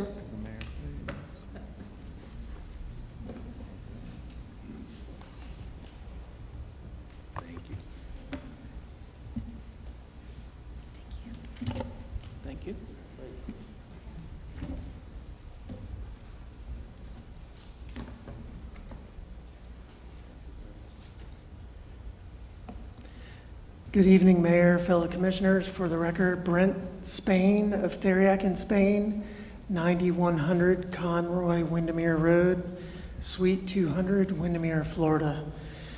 Much like the case that you just heard, this case involves a annexation, a future land use map amendment, and a PUD rezoning. And we would respectfully request that our presentation be allowed to address all three of those requests at once to try to streamline tonight's presentation. Before I turn over the mic to Mr. Bellevaux, I did want to go through a couple key points. I was here during the first reading, so I'm familiar with the issues. I'm also familiar with the fact that I anticipate that there be some public comment on this issue. So just briefly, if I could go back to the first two slides. There you go. Oh. Next slide down. There you go. So generally speaking, this board, as you all are familiar, you guys routinely deal with two types of decisions in this sort of land use arena. And those are legislative and quasi-judicial decisions. And that becomes important for meetings like tonight because it affects the standard by which your decision is governed. And it also governs the evidentiary standard that an applicant, like my client, must meet. So the annexation and the comprehensive plan amendment that are before you this evening, those are what we call a legislative decision. So those are governed by a highly deferential, fairly debatable standard in the applicable statutes. So that's Chapter 171 for annexations and Chapter 163, or Florida's Community Planning Act, for the comprehensive plan amendment.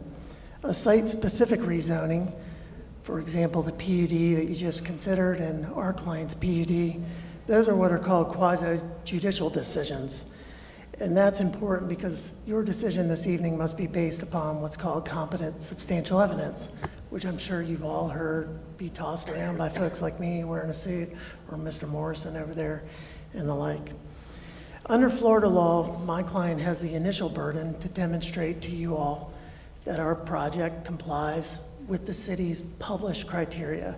And that's going to become important this evening because it's not unadopted criteria, people's whims or wishes. It's the city's adopted criteria that we have to comply with. Once we satisfy that initial burden, the burden shifts to those that are opposed to the project to demonstrate by competent substantial evidence that in fact the application does not comply with the city's published and adopted criteria. Next slide, please. In this regard, I just want to touch upon a few things about what is competent substantial evidence in this type of arena. The staff report that you all have in your packet, and I would ask be submitted formally into the record, along with our client's applications and all supporting documentation and studies.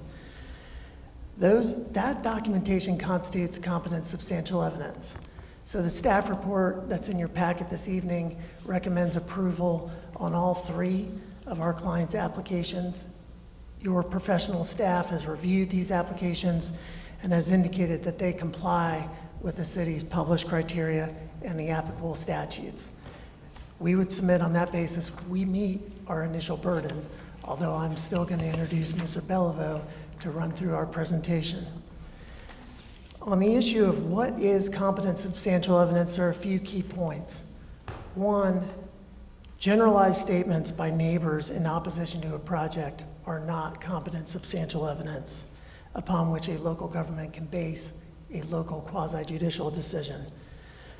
And I've cited a case, I don't want to bore the commission with case law, but long story short, it would be erroneous to base a quasi-judicial decision on simply a neighborhood popularity poll. In our firm, as Greg can attest, I represent neighbors, I represent local governments, and I do represent developers. So I've worn all three hats, so to speak, in this land use arena. But just coming up here and saying, we don't like this is horrible, as much as you all want to be receptive to your constituents, that's not a legal basis on which to deny an application. Related to that, on issues where technical expertise is required, so traffic, environmental, noise, property diminution of value, those issues require more than just lay testimony. Those issues require expert testimony. So when a lay witness speculates about there are going to be traffic problems, light and noise pollution, my home value is going to decrease substantially, Florida case laws indicate that that's insufficient grounds to deny an otherwise compliant application. And the last point I've already touched upon, that's simply your role tonight is to look at this application and whether or not our client's project has met the published criteria, the criteria that you all as a city have actually formally adopted. And with that introduction, I'll turn it over to Greg Belleville to run through a slide presentation. So Attorney, basically what you're trying to say real quick and short is that we got to approve this? Well, as much as I would like to say that, Commissioner, I'm not actually saying that. Okay. What I am saying is that it's important that the proper evidentiary standard be utilized, because I think a lot of times in these hearings, sometimes emotion can take over, and that's not what you all make your decision on. It's not what I'm here to assert. Like we saw some emotion at the end of the last matter. I'm not a very emotional guy in that regard, but I do think it's important at the outset to understand that these are the parameters both for the applicant and for those that may have interest in this project. Okay, because it honestly, just for the first time I've seen a development come up, that was the softest threat I think I'd ever had. So, and just so you know, Commissioner, anyone who knows me knows that I am not a threatening person. In fact, our firm gives that exact same letter and ground rules to local governments that we serve as special land use counsel for, because we've represented folks at times where our own clients have indicated something to the effect of this, council member. I don't care if it meets the code. There's just no way I can approve this because the neighbors don't like it. And then I find myself in court trying to defend my client on that. So again, no harm was meant. I'm simply laying out the legal standard because we've been advised by folks that they're strongly opposed to this project and have indicated that they intend to challenge it potentially. I'd say probably that's 90% of people still sitting here. Next slide. Greg Belleville with LPG representing the applicant. This is a site aerial of the location in Sunnyside. The site is located off of Sunnyside Drive. It's two sites. There's a parent parcel, approximately 120 acres, and a site newly annexed in is the site on the east that's approximately 18 acres. Next slide. The parent site of 120 acres has been in the city of Leesburg now since approximately 2005. It was annexed in, comp planned appropriately, and approved with a future land use of estate. Estate allows up to 4 units per gross acre, and recently the annexed piece to the 18 acres was processed through Department of Economic Opportunity, and they found no issues through their review and have recommended approval for the city of Leesburg to process that as estate residential as well. Estate residential on the parent tract of 120 acres allows up to 480 units as it's currently land used. We obviously are not asking for the full benefit of the density allowed under that land use. Next slide, please. The current zoning on the parent tract of the 120 acres is still listed as PUD within your mapping system, and in the county on the 18 acres is R1, which allows up to 1 unit per acre. Next slide, please.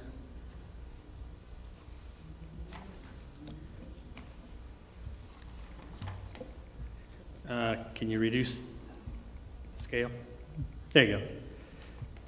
The PUD, originally when we came to the city of Leesburg with our application, our PUD asked for 219 units, and we had 50-foot lots. After meeting with your staff, Dan Miller, as well as others, it was highly recommended we not proceed with that application of 219 units with 50-foot lots. We subsequently met with our client and reduced the density down from 219 to the 159, so we took out 60 lots. We took out the 50-foot lots, and what you see before you are 70-foot lots, 80-foot lots, and on the 18 acres are half-acre lots. We also placed 80-foot lots along the perimeter of Sunnyside Drive. Also, the open space on this property, and we use the definition that's in your comprehensive plan, the open space is 45%. 62 acres of open space is on this property. That includes the wetlands, that includes the upland open space, we have recreation areas, and we also provided buffers. And I'll give you more detail here in the next slides. These are detail of how we, about our property owners along the north, south, and along the 18 acres that was annexed. Next slide, please, for details. On the north, you'll notice that we have 2 buffer areas along our north property line. It illustrates on the northern leg that goes towards Sunnyside Drive, we have buffers along Sunnyside Drive itself. We have buffers also on the east side of this pod where we're working with Lake County Public Works.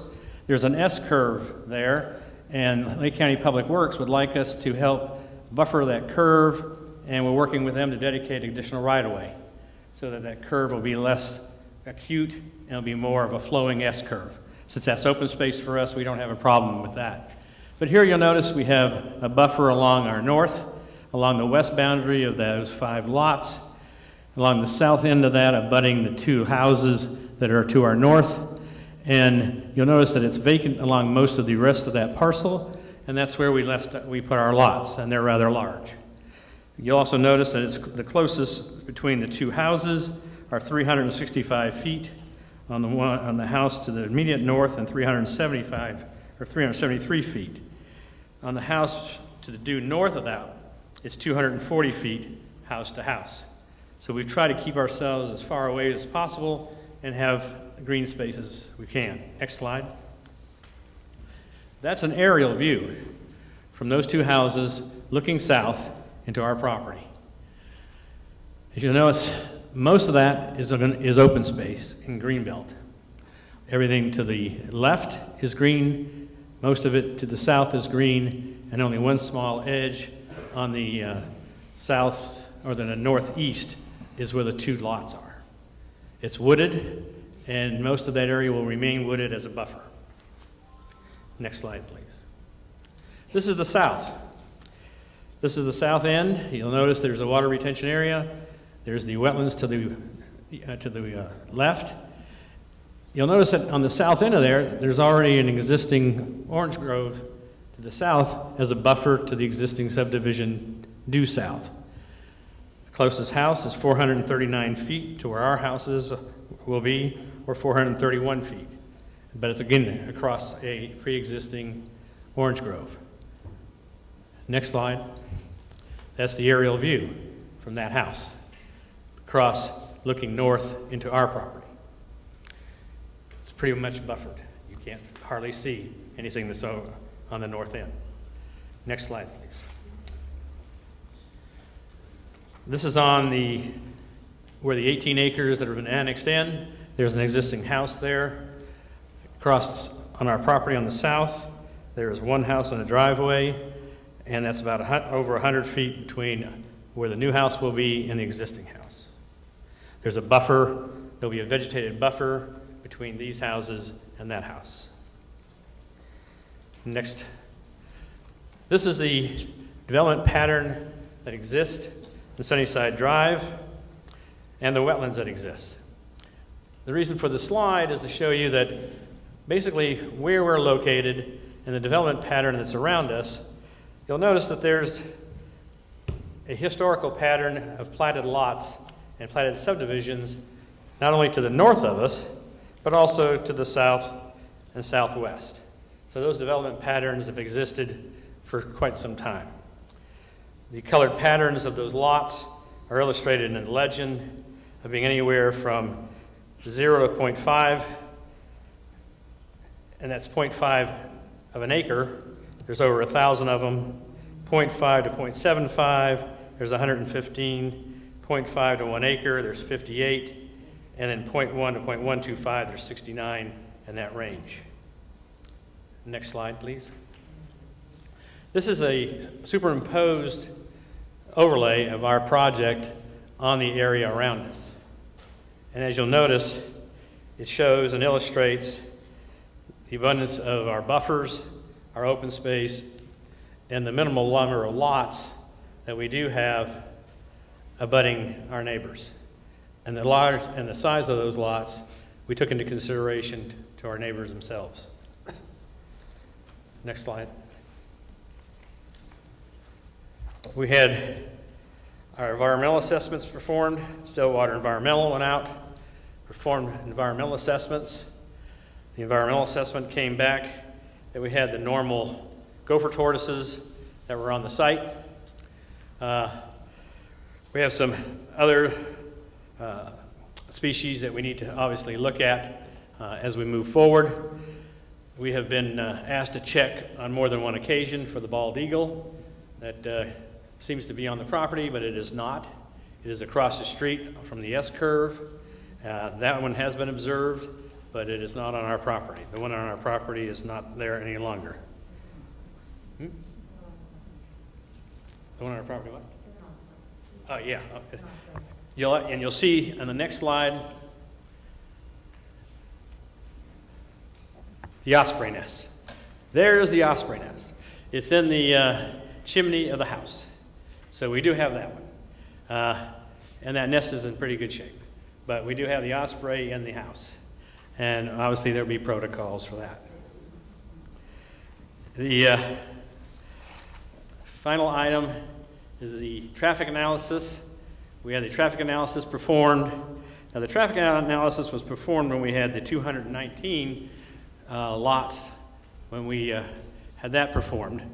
We didn't have a new one done because we reduced the number of lots. But with the 219 lots, the conclusion was drawn that we didn't impact negatively on the level of service. So if we didn't impact negatively at 219 lots, when you reduce it by 60, you obviously have less impacts than you did at 219. The only modifications that were recommended were to the intersections, to the timing of the mechanism, and that was all. The level of service to the road system was found to be, basically it said, the analysis presented in this report indicates that the study roads will have sufficient capacity to accommodate background and project traffic in the future condition. So it was found that we were fine in that case. We have been coordinated with Public Works. We have coordinated it with them throughout this process. We've asked, Public Works has not asked us for any additional right-of-way from our property because the right-of-way has already been taken from this property when the property came through the first time. That right-of-way was granted to the county when the property went through in 2005. They then donated additional right-of-way to Sunnyside, and so the Public Works does not need any additional from the parent track.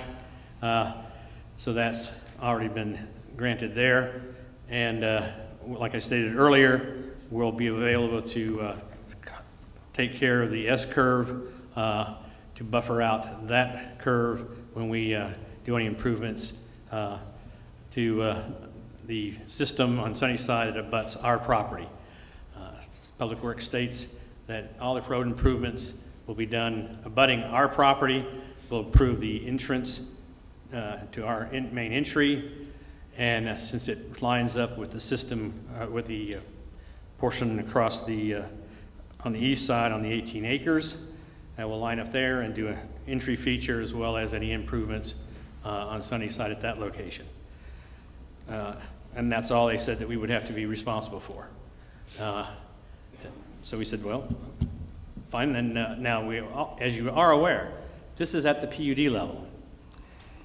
If we're going to move forward and we go through the preliminary plats, construction phase, there's another transportation level of detail that has to be provided to the county at that level. That's a deeper dive. They'll then do more analysis at that point. And then we'll find out exactly what kind of entry features, entry requirements we'll have to do, and what kind of improvements we'll have to do to Sunnyside at that point. But at this level, we know that we don't have a negative impact to the level of service to Sunnyside Drive. With that, I'll conclude that obviously we would request hopefully your passing on a favorable approval of this project, and we'll be glad to answer any questions. We know that there are probably going to be many coming after I go sit down, as there were on the first reading, and so I'll be glad to take some notes and respond accordingly. As well as we have our expert here from environmental. She's capable to answer any questions that may arise from that avenue. Mr. Bellevue. The only thing I didn't understand was you said you gave the county some right-of-way. Are you widening the roads at this time? If we have to do any improvements to Sunnyside along our property line, we'll do whatever they ask us to do. If they ask us to do any widening along Sunnyside to that portion of Sunnyside, we will our portion. Okay. Okay. So the S-curve is being taken care of, is that correct? If That's that was correct. an issue. Yes, Okay. yeah, that's a condition that Public Works would like. I mean, if you want to put that in the PUD, that's fine. Absolutely. Yeah, but that we've already offered that to Public Works. Okay. So on the lots on the south side, there's only a couple of them, not on the 18 acre, but on the original parcel. Yes, sir. It doesn't appear that there's any buffer there. Is that correct? And I understand there's an orange grove there. Well, the only reason there was no buffer is because there was that orange grove that was south of us. So that's the one thing that jumps out at me is, would really like to see about a 10-foot buffer there in case that orange grove develops, because we just ran into that with a project on 48 where they were, their development had no buffer, and then so the new development had to have all the buffer, and they were, complaints about that. So no problem. The lots are big enough. That's it was like no problem. Thanks. Okay. Any questions from the audience on this? Yes, sir. Oh. Okay.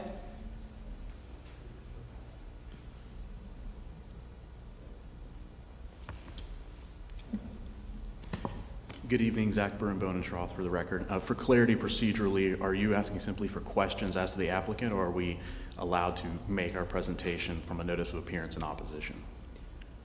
Right now, just the questions, okay? And Yes, then ma'am. we'll give you time for that as well. Just wanted to make sure for the record. Okay. And in the interest of coming up and down, if it's acceptable, and with Mr. Spain, I would ask a few of the questions of the applicant and then let them address them, so we're not trying to juggle people back and forth from the podium. Okay, thank you. The first question was for clarity on the record. I believe there was a statement made as to what the appropriate density would be as we sit in the room.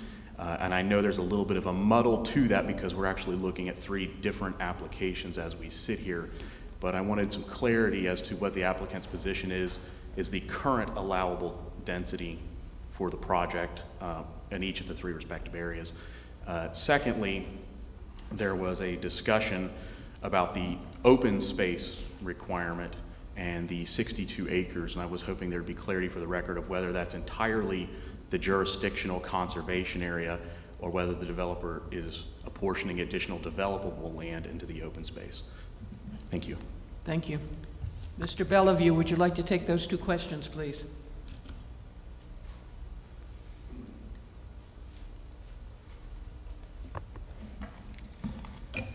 The current land use in the parent track is estate in the city of Leesburg, allowing up to 4 units per acre.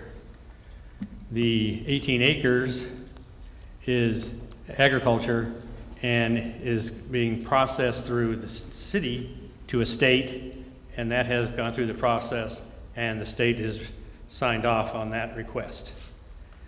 And I went through the zoning as well. So you have a state at the 4, and I listed how many units that allowed.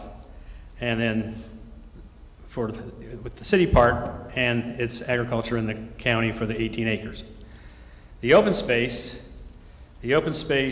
has an allowance of, according to your comprehensive plan, the allowance for open space is wetlands, water retention areas, parks, recreation, buffers, landscape buffers can be utilized for open space, which on this property, on this development, comes up to 62 acres, which includes the wetlands at 44 acres, and then the balance is in landscape buffers and in parks, recreation, and water retention areas, and for a total of 45% of the site. You're only required to do 25%. So we have almost 18 acres of upland area in addition to the wetlands in open space. I believe those were the two questions. Yes. Anyone else on this issue? I'd like to ask Mr. Morrison, the covenant that was originally granted years ago after the first development, what has been decided on that? Are you referring to the Sunnyside Task Force study? Exactly. My opinion is essentially the same as it was the last time. That was implemented by way of a resolution which did not make it part of the code, and the resolution itself contained a provision unless otherwise decided by the city commission.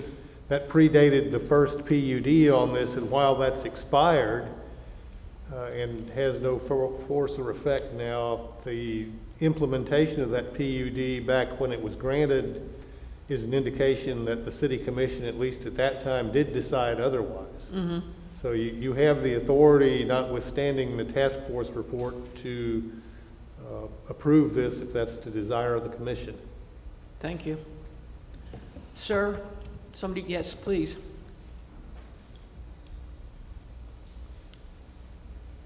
Good evening. My name is Theodore Stratton. I live on Sarah Lane. When this was opened just now, this attorney stood up here and wrote chapter and verse and this and that, and he's telling you that if he has checked all the boxes, why are we here? Why is there a hearing? If he met the test of law, this whole thing's a joke. Mayor, He has every right to speak in front of the commission, but that does not mean the commission is accepting that minor threat, so thank you. Mayor, may I clarify that point? Yes, please. I think it's important for everybody to understand. Mr. Spain accurately described the legal standard for this hearing, but his statements about competent substantial evidence apply equally to both sides. And I'm not prejudging this, but there's a possibility that the opposition to the request could present competent substantial evidence that convinces the city commission not to grant it. All he was doing is outlining what the law says and outlining it accurately about what is or is not competent substantial evidence. The example I always give is somebody that drives in from 30 miles away and says, I don't like 7-Elevens, don't put one on this corner. That's not competent substantial evidence. Somebody that comes in and presents a traffic study that says placing the 7-Eleven on this corner will create a dangerous condition, you shouldn't grant it, and backs that up with expert testimony, that is competent substantial evidence. And not to use a cliche, but the jury's still out on what we're about to hear from the other side, so to speak. So there is no prejudging of this, notwithstanding Mr. Spain's presentation. It can't be determined until after all the evidence has been presented. Thank you, Mr. Morrison. Please. For the record again, Zach Broom, and I think that's a nice segue from Mr. Morrison. So as Mr. Spain indicated, to some extent there are a few conflicting standards going on here because you're hearing all three applications at somewhat the same time. And that's especially relevant for the PUD application, which is quasi-judicial. As Mr. Morrison indicated, simply quoting the standard doesn't mean they've met it.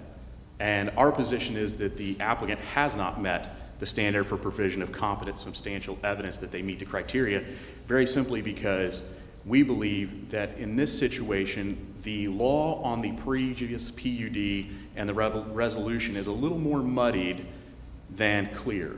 And what I come back to, and I've mentioned this at the first reading, but there was resolution number 7158, and the city does create a trapdoor for itself, which I'll get to in a second. But more importantly, that resolution directs city staff to implement all of the Sunnyside Task Force recommendations in considering any annexation or proposed development within the boundaries of the study area. So while that document initially is not an ordinance, cities routinely pass resolutions governing administrative control over the city's affairs. This resolution has never been, to my knowledge, repealed, never been amended, never been modified. From our review of the staff report and the documents that are presented before this commission tonight, there was never any analysis whether this application for the annexation or the PUD or any part of the development took that study into account. That resolution is still there, and there's no evidence that that was met. So again, when we're talking about whether the staff report and whether the applicant have met competent substantial evidence, we simply don't have any here on the record that they looked at or even evaluated those criteria. Secondly, while we're talking about that as far as the commission is concerned, the resolution does allow the city commission, it says you shall review the study, but unless it's otherwise approved by the city commission. As a simple matter of law, we have an issue with that because the city can legislatively eliminate this resolution, but while it's here, there's no criteria. There's no guidelines, there's no nothing. Any decision whether or not to follow this resolution, our position is arbitrary because there are no criteria, there are no guidelines for when or when it will not be used. Additionally, in terms of looking at whether something's a matter of record, in the annexation that was recorded with the attached PUD conditions, the original 2005 PUD explicitly referenced that the density of 1.0 units per acre was done parenthetically in compliance with the Sunnyside Task Force report. So that, as a matter of record, for this property, as part of their annexation agreement, they explicitly said on that annexation, they were incorporating the entire PUD of 2005, the July 7th agreement, which included the task force report. Secondly, the reason the PUD from 2005 comes up at all is the applicant asked for it, right? When we're looking at the application that they're citing to, this 068-1-062305, is the 2005 PUD. They're asking the city to evaluate their request in light of a 2005 PUD that's expired, but then that same PUD has conditions on limiting density and says if you want to come back and renew this, it has to be at the same or lower density. So they're asking you to look at this as a continuation or modification of an application and then saying, but it doesn't really have any effect anymore. Those are inherently inconsistent positions to take. I also think it's relevant because in the staff report and in the analysis performed by the applicant, they're looking at what is the existing surrounding zoning and future land use. Well, one of those existing zonings that keeps coming up is City of Leesburg PUD. Well, PUD is not just a generic catch-all phrase. It usually refers to what is the density restrictions, what are the requirements of the PUD that exists. Well, again, we're going to go back. The last one is the 2005 PUD, which has significant density restrictions. The reason we brought up the question about the open space is in the slides that you were just shown, a significant portion of this property is zoned as conservation or as wetlands. They're not building there anyways. The notion that this is somehow more compatible with the area because of the significant open space, that's the way it exists as a matter of law. The other side of this that we bring up is with the future land use and the zoning that we have here in the county, they're talking about currently is R1. And with it, and the county actually has net density versus gross density analysis. My understanding is Leesburg does not engage in that analysis. The closest thing you guys do is if you're doing clustering development, in which case you say that the gross density has to, or excuse me, the clustering density has to mirror the underlying zoning of the district. So I think there is significant distinctions between the county current existing zoning and land use that you can't just say they're one-to-one compatible because the applicant says this is what we're doing.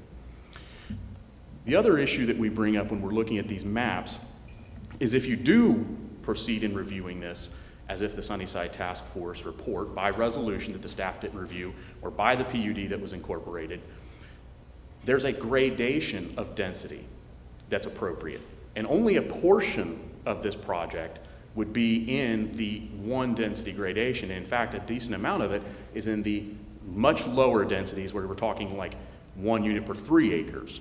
So if we're going to throw out the task force report, throw out the resolution, throw out the staff should have reviewed it, throw out the annexation, and throw out the original PUD, then it's not relevant.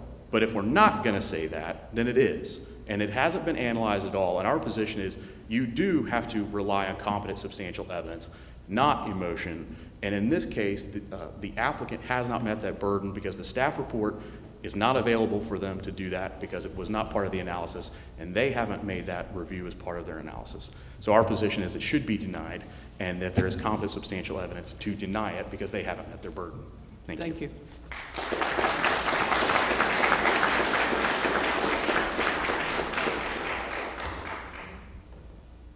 Yes, sir. Is it time to present, or are we still asking questions? No, you can go ahead and present. Okay.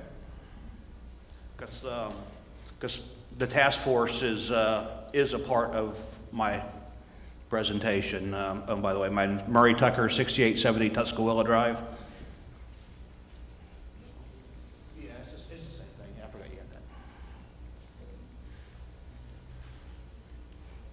And just to let you know, I love Leesburg.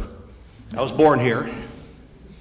My mother was born here. Thank you. My We're glad you grandfather stayed. was born here, and my great-grandfather came to the Sunnyside area and built his house where my grandfather was born at the turn of the century. And back in those days, Sunnyside was all orange groves, early 1900s. But we know what happened to orange groves. I'm not going to give you that story. We want to get out of here at a reasonable time. But back up one more. I'm not ready for that one yet. Thank you. We know what happened to orange groves. Pine trees were planted, property was sold off, and development began. In the early 2000s, us at the GSAPO, that's the Greater Sunnyside Area Property Owners Association, by the way. My dad was the current president, or was the president at that time, and we kept finding ourselves battling developments that we did not think fit the Sunnyside area. Then it got to the point where it was determined, okay, fine. The city manager, the city commission said, okay, let's get a thing together. So the task force was created and had meetings. Tim Sinnott was the chair, John O'Kelly was on it, my father was on it. David Cawthon was on it. I mean, they did a very extensive study of Sunnyside, of what was already there and what could it hold in the future. And it was looked at from every angle. And we know it passed resolution, and I know that we're arguing over whether it's relevant or not. But instead of giving it to you from a lawyer standpoint, let me give it to you from Joe Blow sitting here.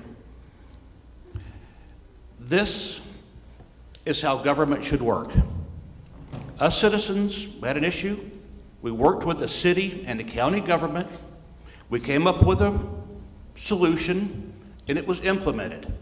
And up until this development, it has not been challenged, ever. You have not seen any of us up here before. The density to the north is higher. As it comes south, it gets lower. We've had no reason to come up here and fight. So whether or not you have to listen to it, I can't answer that. I'm not a lawyer. Should you? Yes, I think you should. Because we came to the government in good faith, and for them to not take it into consideration, I don't think it shines a very good light on the situation. Because, as I said, we came to you as citizens for help, and it was given to us. So, next slide, please. This came from the Lake County Comprehensive Map. As of today, that you go to the Lake County site, there's a Sunnyside area right there. Oop, I guess if I got my laser pointer instead of my pen. What do I do with it? How do you lose a laser pointer?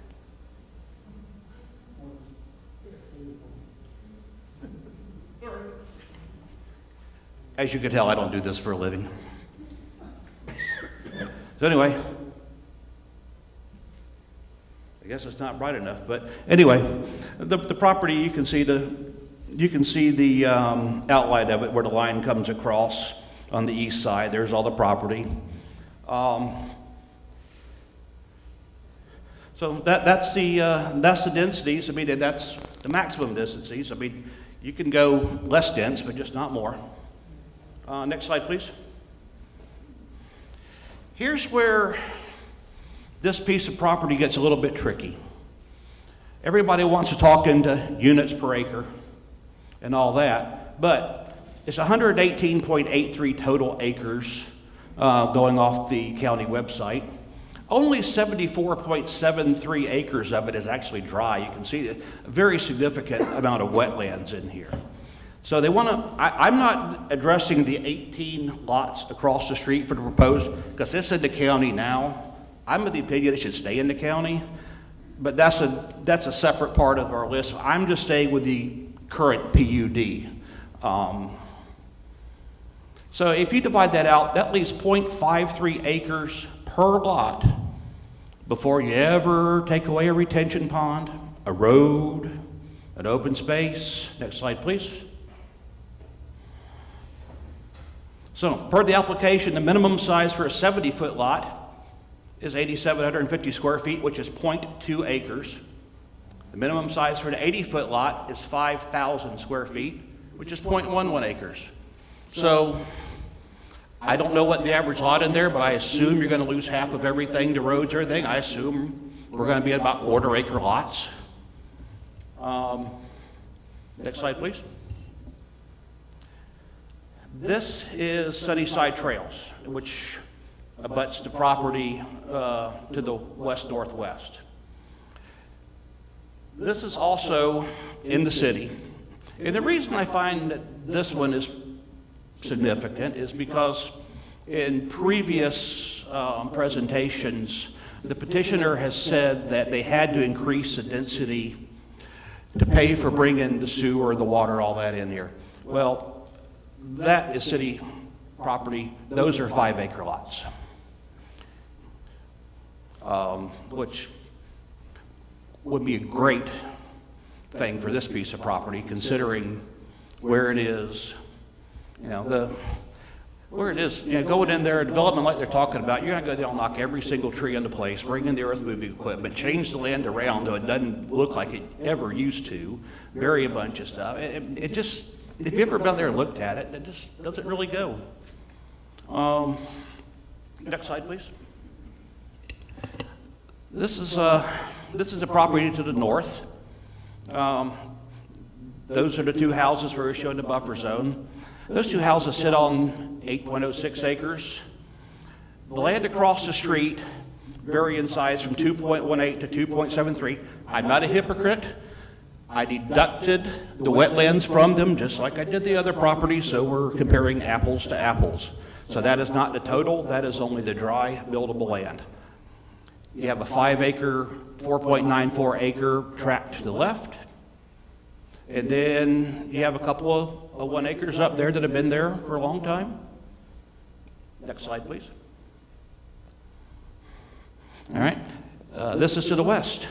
So you got the 10.41 and 10.38 acre tracts there. They're owned by some really great people. I know them real well. Him and his mom are great. And then you have a 7.53 acre tract up to the north. And then you have Shady Dells. That is one of the subdivisions that the applicant showed as a comp. Anybody know when that subdivision was platted? 1925.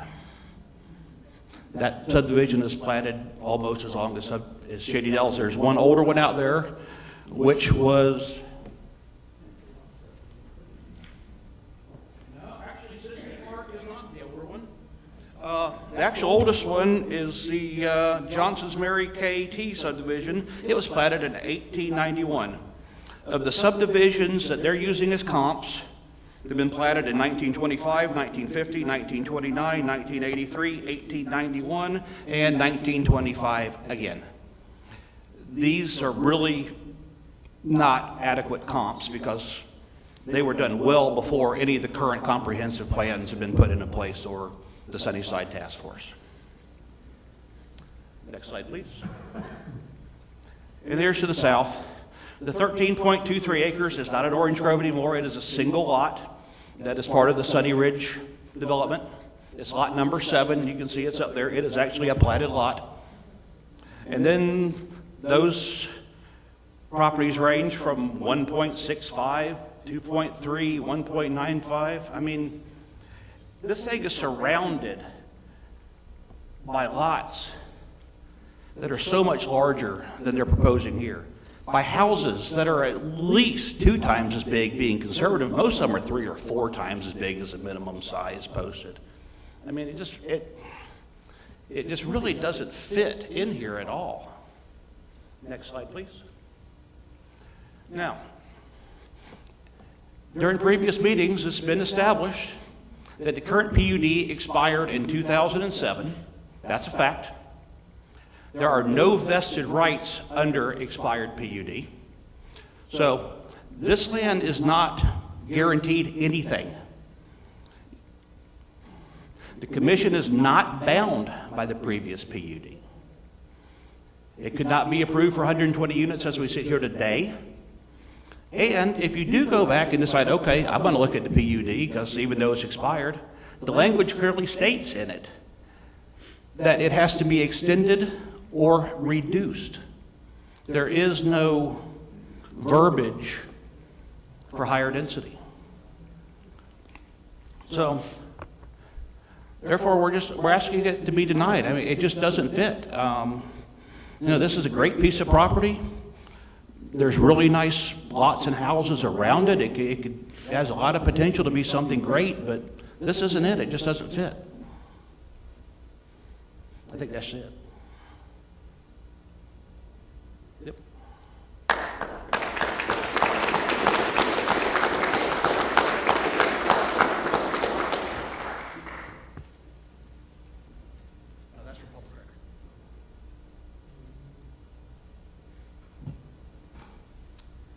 My name is Jim Curtis. I live at 7341 Sunnyside Drive. I'm trying to hurry because I have numerous pictures and videos of the eagle, which I live right next door to the house that they say is an Osprey Nest. Wasn't sure how to bring it other than to bring it with my phone because I can prove the dates for the last 3 months. Each month we've been taking pictures and videos.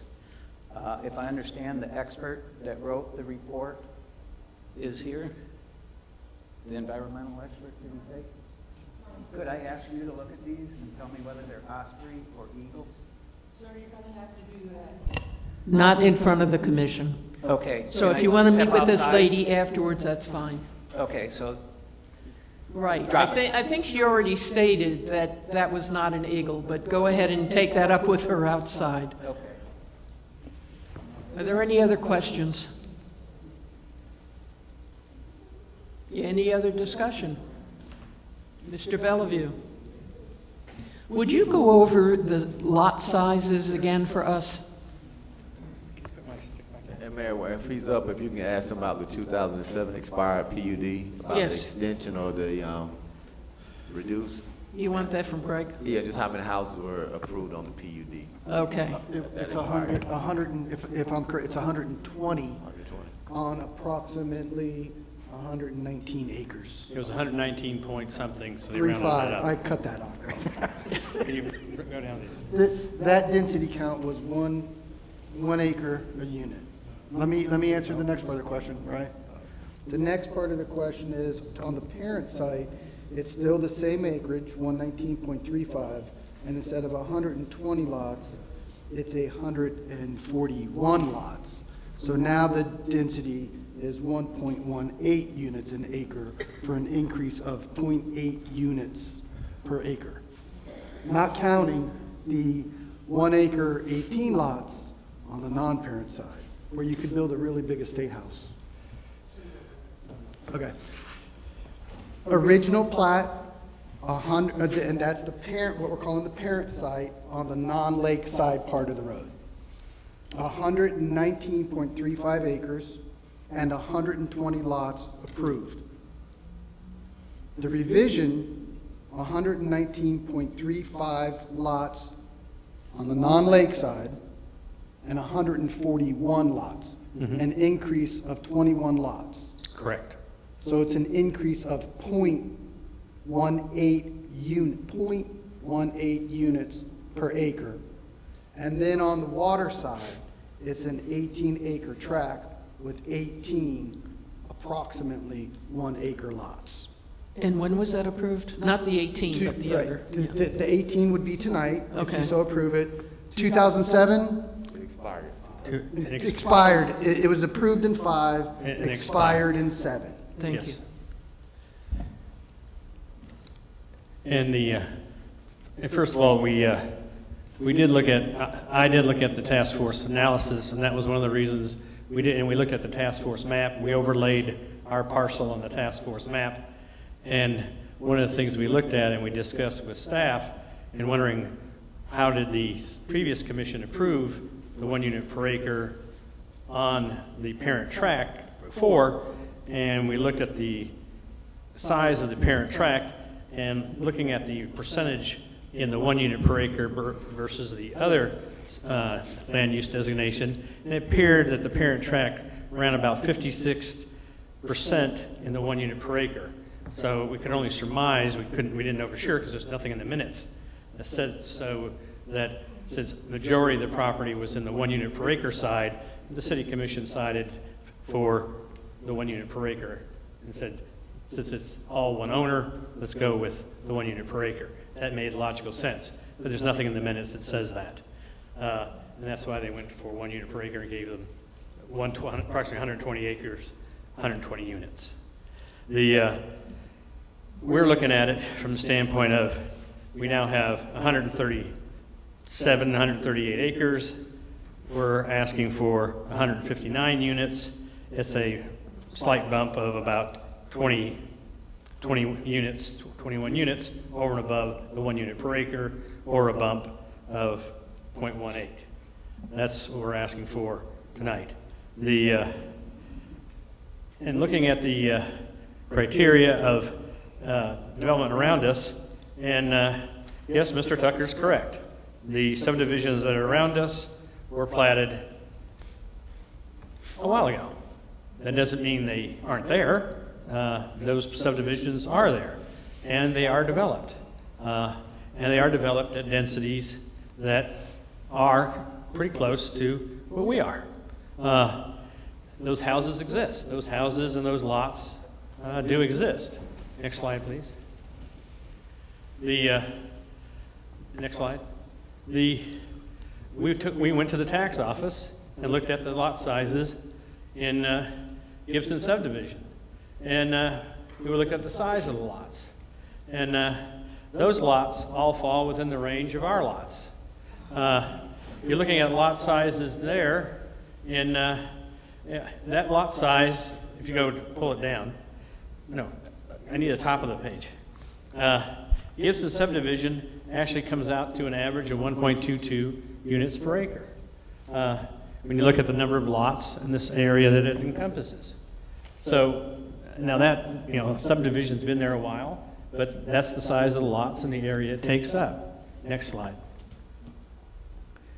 You then go to Ardmore subdivision, and You look at that one, and it's at .88. You know, still, we're not looking at 5-acre tracts. We're not looking at 3-acre tracts. This is an older subdivision. Next slide. See if you can blow that up so we can see the top. Here's Shady Dells. That one there, that's the one that's to the west of us that was so old, but you need to bring it down so you can see the lots. These lots are very, very small, and they have been aggregated. They've been aggregated to build a house on because the lots were so small. But still, that one yielded almost 4 units per acre. Next one. Then you get down to, and we're going from east to west, going down Sunnyside Drive on the south.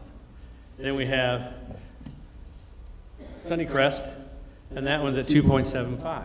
And we're going to go all the way around to Siskey Park and all the way around. But these are all older subdivisions. I didn't have a cutoff point, but this is a development pattern that exists around Sunnyside Drive. Next one. Then we got Lenora Park subdivision. Again, the lot sizes, and the area that encompasses, 2.31. Next one. Yeah, Woody Acres, it's 0.95.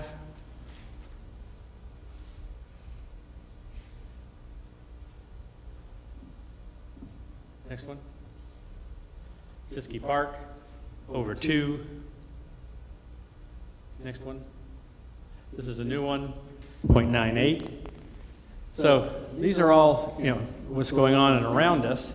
So even though, yes, there are large lots that abut us, and that's what I used for examples in my buffers and why we're buffering those large lots. If you take the density of 4 units per acre times the uplands that are on our property for the future land use designation of estates, that still gives us allowable of 316 units. That's only on the uplands. That's estate, residential. Again, we're looking at 1.1. We're not looking at, you know, anything excessive. If there's some room to, you know, if you're not happy with the 1.1, we dropped our 50s. We're at 70, 80s, half-acre lots. We have buffers. We have almost 2 times as much open space. We're open to suggestions.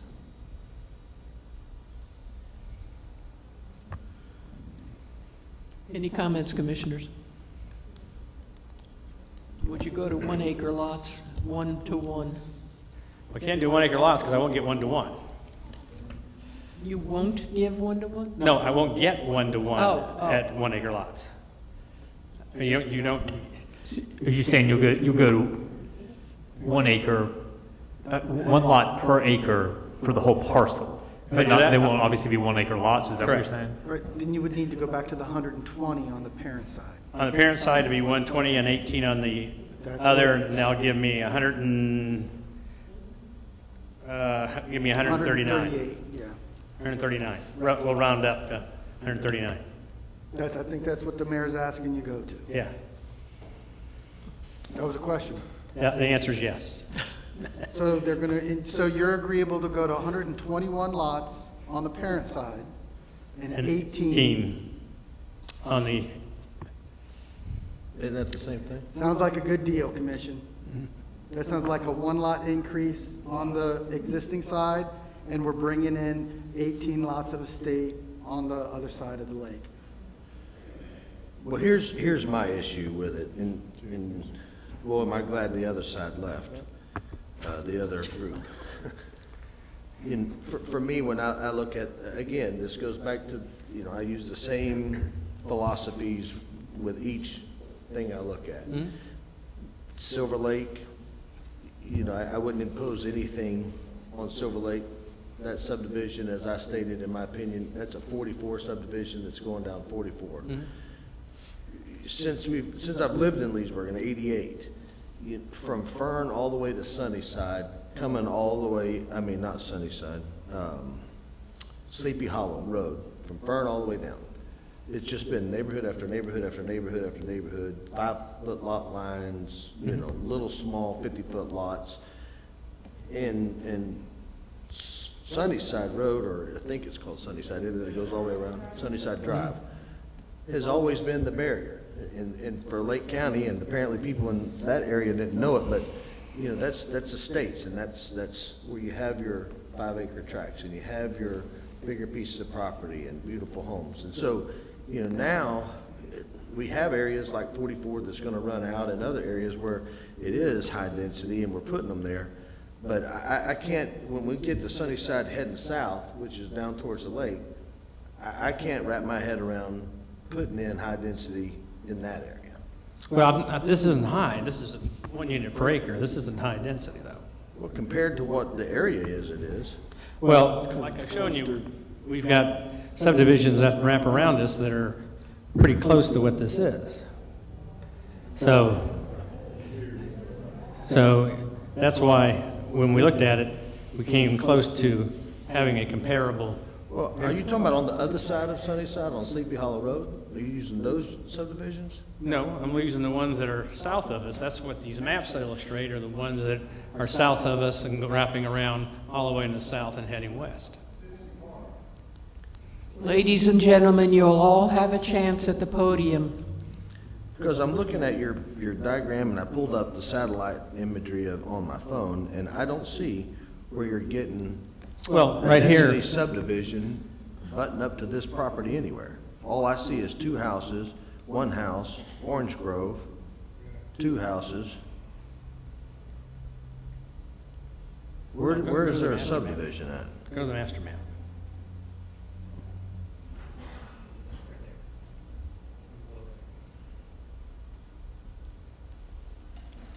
No, make it smaller so I can. Right there. If you'll notice, everything to the, there's a subdivision just south of the 18 acres. The small subdivision there, going down Sunnyside Drive to the south, you pick up another subdivision. Directly west of our western boundary, there's another one. And heading down Sunnyside Drive, again, there's another one. And Yeah, then but they have heading all the 9 way around. houses on them, Greg. That subdivision's got 9 houses. Well, I mean, there may be 9, there may be. 9 and 130, to me, seems like a little bit of a difference. Well, we're also sitting on 139 acres versus those 9 sitting on, you know, probably about 12 acres.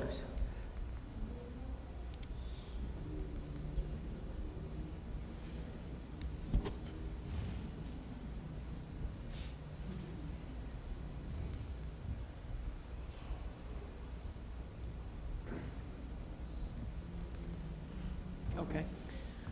There's some people that would like to ask questions. Ladies, I saw you. Ladies, I saw you first. You're not a girl. Ladies. I'm sorry, I signed up to cross-examine. I thought it would be relevant to do it now, but I will wait. No, please. Yeah, thank you.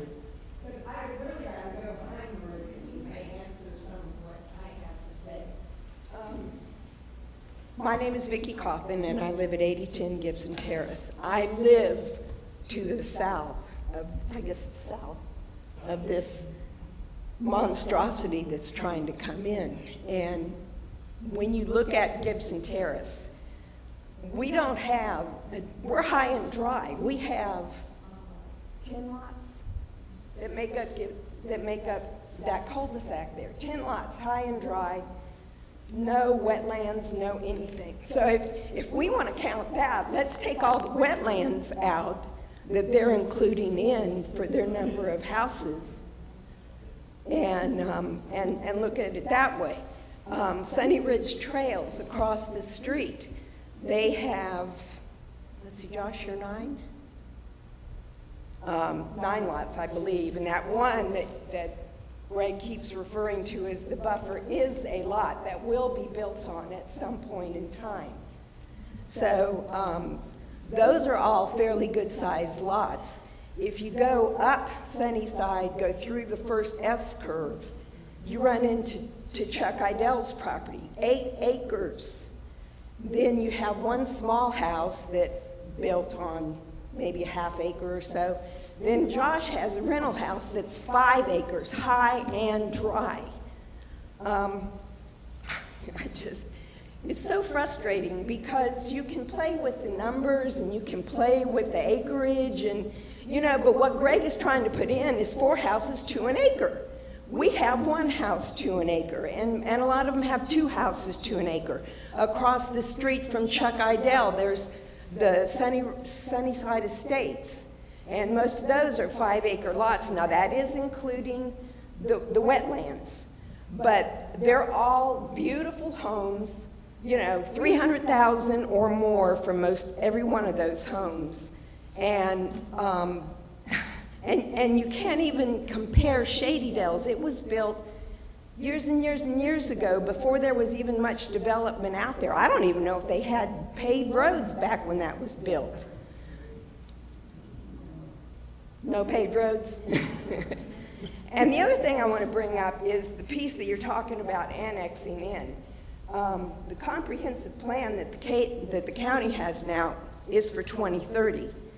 And I know that Murray presented the Sunnyside task force plan, and I don't have the slide, but the one where they're trying to annex in that property where they want to put 18 homes, right now that is 1 home to 3 acres, right? 1 home to 3 acres. So we're really talking that high and dry there should only be 5 homes because you have a lakefront view. And part of that was to keep the beauty of the lake. And so I just get really wound up, because you can't compare Shady Dells. That was built years ago. You can't compare Siskey Park. You can't compare, I can't even think what the latest one that was built. Most of those were built or platted before the task force. That was the whole point of the task force, was that so we could keep that area. I mean, we have people that run out there, they bike out there, and Lord knows the road really isn't safe enough for all the bikers that we get because it is so small. But it's like Silver Lake. It's a nice recreational area. And you put that many homes in that area, and it's going to destroy that. And, we didn't say anything when they were building from Sunnyside down to 441 because we thought we had an agreement we could rely on. And now they're trying to say that for whatever reason, and because Ron Stock snuck in one little line that I don't even know if we ever saw it, and knew that they had placed that little weasel word in there to get out of it. So that's basically what I want to say is I just think you have to consider, you can't take into consideration the subdivision and include all the wetlands as part of being buildable, because it's not. So thank you very much for listening to me. Mayor, Matt, can I ask a question? Absolutely. And just for a point of clarification, because I had a sidebar with Dan, and I think for the commission, the chronology is important. So, Fred, what I understand is the Sunnyside Development Agreement came in 2004. Then the original parent subdivision was approved in 2005 after the agreement. And that subdivision was approved with 120 lots on the 119 acres. Then it expired, and now they're asking it be renewed. Is that right, the chronology? Yes, the task force was June 28th, 2004 adoption. The annexation application for the old PUD was May 2005. The Planning and Zoning Commission heard it in July 2005. The City Commission granted the PUD in December 2005. And according to the terms of the PUD, it expired in 2007. So if you go back to what Mr. Bellevaux put on the table, you're basically going back to what the commission approved originally after the agreement was made with the Sunnyside POA.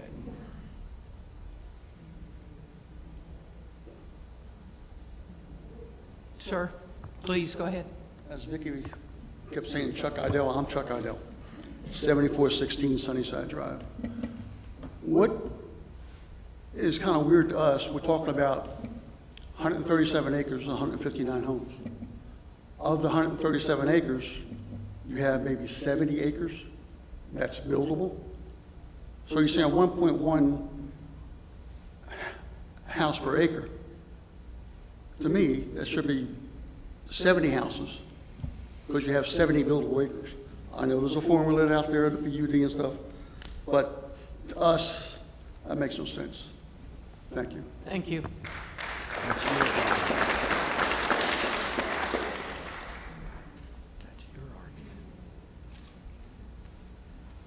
Let me make a clarification. We have 93 acres of uplands, not 70-something, on the PUD. And even with the 159, the density is only 1.7 units per acre net. So we're still below 2. That's at the 159. If we drop it down to the 139, we're then even below that on a net basis. So we're nowhere near 2 units per acre or 3 units per acre. We have, 93 acres of uplands. They've already been flagged, so we already know that. This isn't a guess. So we have plenty of uplands to work on. So this has already gone through that process because we want to know what our playing field was. So we're willing to go back to the original agreement for the 1 unit per acre, which was, which basically where we started is almost a 100-unit drop. So my client's not going to be happy when I call him tomorrow if we even get this. Greg, let's be clear, because we're going around. How many acres can you build on? 93. So you're saying right now that you would propose building 93 houses? No, Then that building doesn't- 139. Well, okay. No, that's not fair, Greg. What you proposed was build on 93 acres, 120. That was No, the original the parent development. track is 120 plus 18. I still have the 18 to play with. No, I thought the 18 was on the water side. Yes, it is. I get 18 on the Okay, so water it's- side. So it's 119. Yes. And of the 119, you have 90 buildable. No, I got 93 acres total between the 2 tracks. I'm talking total project. I got you. That wasn't the question the commissioner It's asked. 93 acres is total buildable project land to build Yes, on. on And both if you pieces. do math, even in Florida, 1 house per acre is 93 houses. But in Leesburg on a PUD, you get 1 per gross acre. We've always considered wetlands as part of the project on Yes, we every always have. project we've ever done. But I that's not, understand you can okay, look at other then let me rephrase my question, I'm sorry. I'm not looking at the total project. I guess what me and the mayor are looking at is houses that set, they own, they mow, they take care of 1 acre. However you have to put that, whether that's 139th, 168th. Well, I'm willing to go down to 139 And I'm on no vote. on, that's on my 139 acres. Okay. Commissioners, any other questions or comments? Yeah, well, I'm back, we talked about in 2005, initial PUD, they were approved for 119 lots, 120. 120 on 119.6 or 9 acres, and they had the same wetland issue as we did. And that's without the 18 additional Correct. lots that you want to bring in today. Correct. So, and I'm just looking on both sides of the equation. I was here in 2005. We had the same, probably as many people in the room in 2005 were here. And that was probably one of the reasons the commission actually voted, because same thing we're hearing now, no matter what part of the city development want to come, we had not in my backyard, we had NIMBY, not in my backyard, whether it was Silver Lake, Sunnyside, and now we're here in White Marsh. So if I'm a developer, I guess the question would be, what can I build on my 137 acres that I pay taxes every year on? What would be amenable for the city commission and the neighborhood, and for me as a developer to make $1? Nobody's gonna develop property. We had one guy earlier saying I can build a 6,000 square foot custom home. Well, if you got 18 acres on the lake, it'd be a perfect place to build a custom home. But apparently that market does not bear that, because they bared it, that will be proposed tonight. So we can say whatever, but I can build any house I want. If it doesn't sell, then I just got a house that's sitting there that looks pretty, that's gonna be outdated. So we have a developer that comes and I guess trying to make amends and trying to give something that everybody can live with without being just, I mean, he's giving up something, the community is asking for things. So, I think that we also have to be considerate that this is, we're in a capitalist society, and it is about making money without destroying a community or a neighborhood. Greg, I don't know, I think what the commission is asking is, and I think we say 1 house per acre. I think that's where the little confusion comes in, because I think Commissioner Hurst said you got 93 acres, you put 93 houses. And for you to stand here without being the owner of the property, I don't know what you and the owner agreed on before you got here, but I don't want you to make a statement that you can't fulfill, or you end up coming back later saying I just can't build it. So I don't want you to put yourself in that predicament either.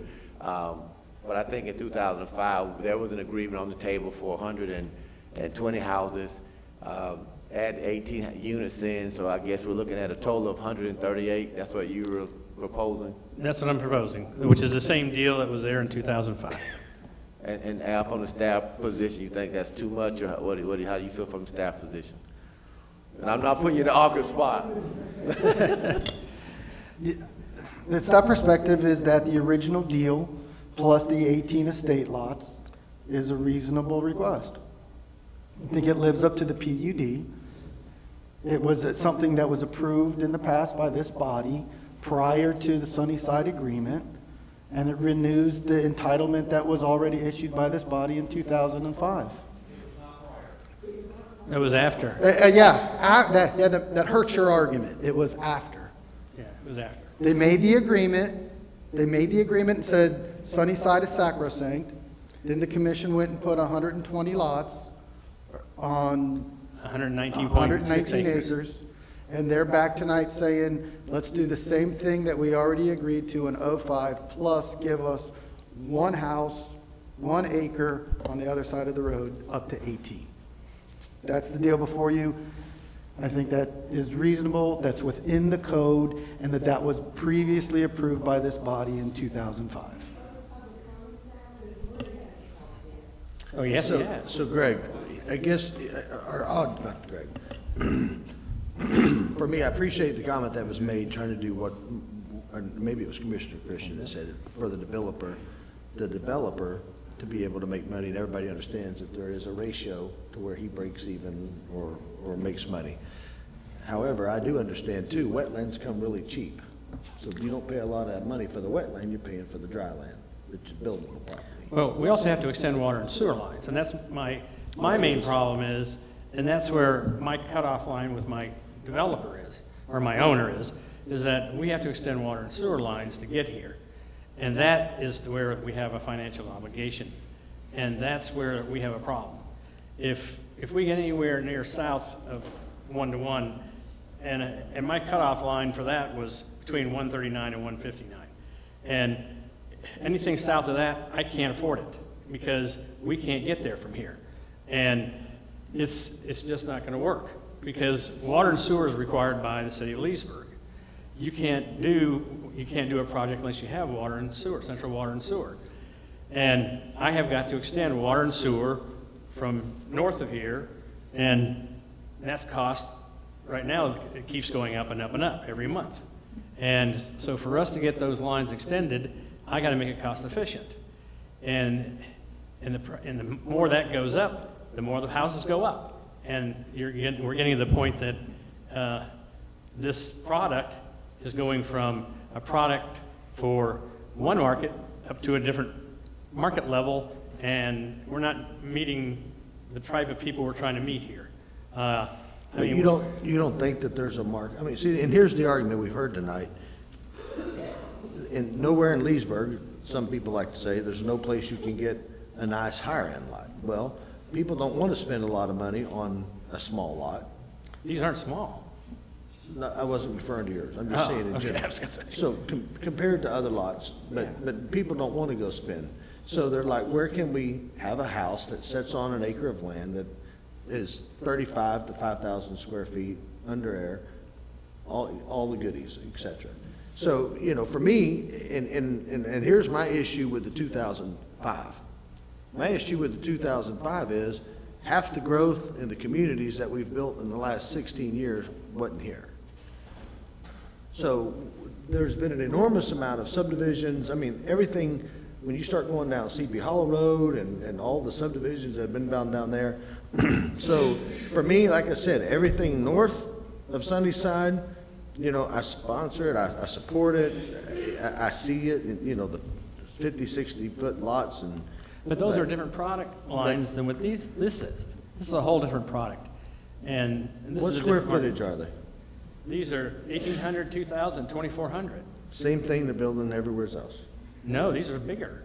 We Everywhere just else had is that. 12, 14, and 16. We were just here. We just had this meeting 2 hours Yeah, ago. you only bumped up a series of his, and I mean, we're starting at 18, 2,000, 2,400. So, I mean, that's where our base is. So, that's one of the things that's with these at 70, I mean, we have 8,750 square foot lots, 10,000 square foot lots, half acre lots. I mean, we came out of the box with those. So this is a whole different product line than the project before us. These are a whole different market segment. So, I mean, I think from a density standpoint, we're not high density. We're a cluster development. We have, my God, 62 acres of open space, 45%. We've got recreation amenities, and we're working with the county on helping a road improvement. So, I mean, I don't know what else we can give. Mr. Bellevue, let us finish the other comments first. Ma'am, you had your hands up a long time ago, so come on up. Hi, my name's Linda Tucker. I live at 6839 Tuscaloosa. I've grown up in Leesburg on Bent Bow Drive on the north side. I have moved away and lived in Iroquois and seen Pine Hills and all that, rapid growth straight down 50. I have moved back here as my home. You have an agreement that was placed 20 years ago, and some developments are still abiding by that. If you look at, what is it called, Secretary? Sunnyside Trails, that is city.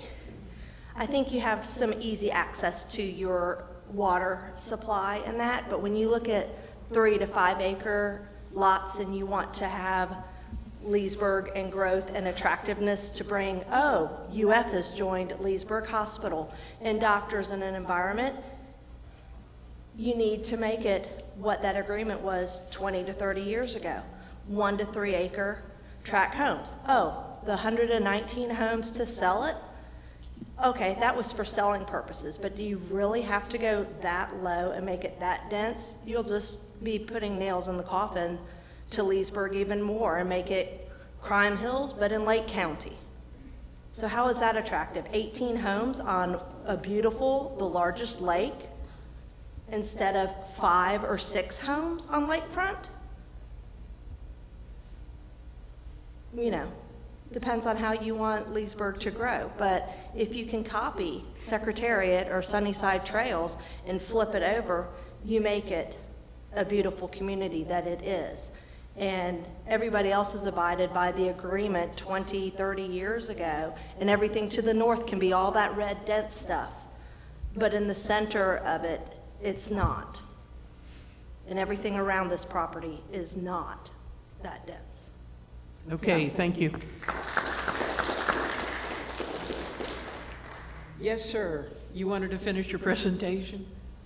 Yes, I'm Murray Tucker. I want to address what Commissioner Hurley was talking about earlier. when he pointed out the little subdivisions. Yeah, there's only a few homes in it.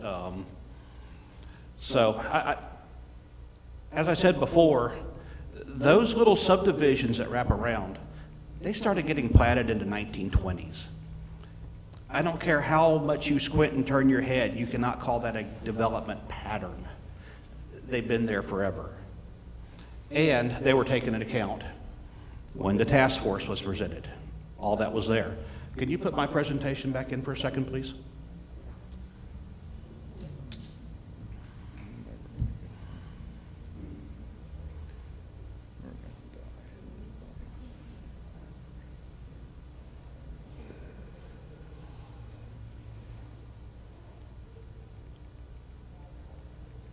Next slide, please.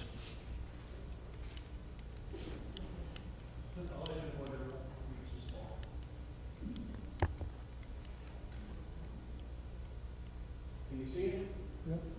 That right there is the subject property. Okay? There's the line between low and very low. It said it was about 50-50, so heck, let's just go with the 1-to-1. I don't really think it should be that way. Because if you look at it, you have 66.4 acres in the 1-per-1 and 70.43 in the 1-per-3. So I don't think calling this a 1-to-1 property because, next slide please. Another couple down, and down. And down more. No. Very good, and one more. That one right there, area. You have a beautiful lakefront. These homes here are $1 million plus homes. I mean, that's what the town paid for around there. So I just can't see how. Even let's just say there are a few great big half-acre lots.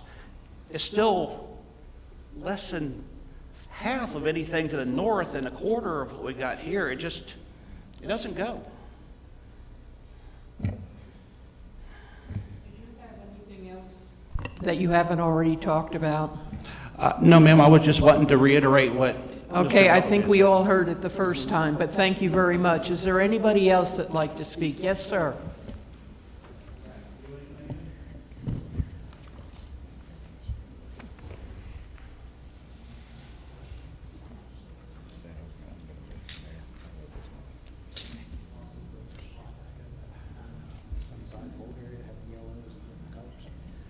Hi, my name is Jack Gelb. I live at 6712 Woody Court out in Sunnyside, and I've been a resident there for about 10 years. And my house does sit on about an acre. It also has well and septic. I don't know if that would ever be an issue with if they went to one house per acre within that subdivision to eliminate having to worry about sewer and water. Don't know if that's a possibility, but when we're looking at recent development within the interior of Sunnyside, I believe that would be the Meadows, which would be up in the upper left-hand corner that has the orange and yellow. And if you look at that compared to the size of the property we're talking about, I think there's about 35 homes in there. And that is, if I'm not mistaken, the latest development within the interior of Sunnyside. That actually sits right inside where it says, "Welcome to Sunnyside." So if you took that and transposed it into their area of buildable homes, buildable land, you could probably double that, which would get you at about that 70 houses. And if that's the case, then so be it. Again, as Mr. Christian pointed out, everybody should be entitled to make money. They should be able to prosper. However, you're also looking at the integrity of what was put inside of Sunnyside and what is there. And there was also the task force that came along that asked for that and was approved with that. And apparently this was also went out in 2007. So they should have to go back by those bylaws of what was in there. And again, stick to what is really on the interior, not the existing red that is outside of the interior of Sunnyside. So I would ask to take that into consideration of something like the Meadows, which is, again, the latest development inside of Sunnyside. And in the houses, if you look at those houses compared to what's in the other red areas above that, which is pretty much what this would turn out to be. So please take that into consideration. Thank you for your time. Thank you. Mr. Miller, would you come to the podium, please? Mayor, I was going to ask one thing if I could, just to clarify briefly.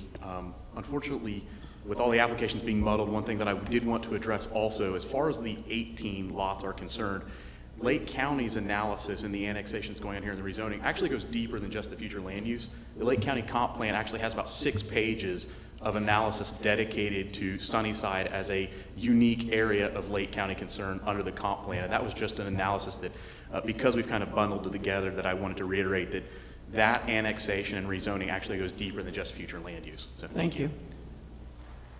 Mr. Miller. Yes, ma'am. The Planning and Zoning Commission, when this was viewed in front of them, did you deny it? The Planning Commission recommended denial. I believe it's in the end of the agenda memo. I can't remember if it was 5-1 or, but it was a denial, yes, for Okay. the Planning Commission. Do you remember why it was denied? If I remember correctly, the major issue was the roadways. Right. And then density. And if I've forgotten anything, but I think that was it. It's the 2 major issues. Okay, thank you. I believe I've read that this afternoon, so I just wanted to make sure the commission knew about that. At this point, I'm going to ask this to go to roll call, and this is to annex approximately 18.5 acres. That's all this says. So whether you agree or you don't agree, and let's have a roll call on this. Commissioner Roebuck? Yes. Commissioner Hurley? Yes. Commissioner Peterson? No. Commissioner Christian? Yes. Mayor Dennison? No. So this will not be annexed into the city? 3-2. It's 3-2? 3-2. Okay. 3 yeses, 2 noes. 3 yeses. Okay, I'm sorry. I tried. Okay, let's go to the next. Would somebody introduce, please? I'll introduce, has to be read by title only. An ordinance of the City of Leesburg, Florida, amending the comprehensive plan, future land use map of the City of Leesburg, changing the future land use map designation of certain property containing 18.5 plus minus acres from Lake County Rural to City of Leesburg Estate for property generally located south of U.S. Highway 441 and east of Sunnyside Drive, as legally described in Section 33, Township 19 South, Range 25 East, Lake County, Florida, and providing an effective date. Move for approval. Move for approval. Second. Discussion. Roll call, please. Commissioner Hurley? No. Commissioner Peterson? No. Commissioner Christian? Yes. Commissioner Roebuck? Yes. Mayor Dennison? No.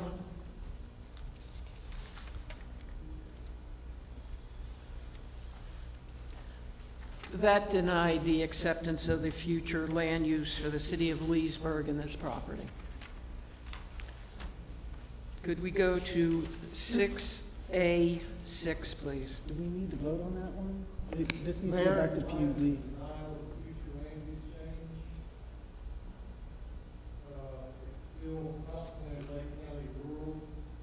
And Lake County Rural wouldn't allow the density proposed by the PUD, so that moots the next item.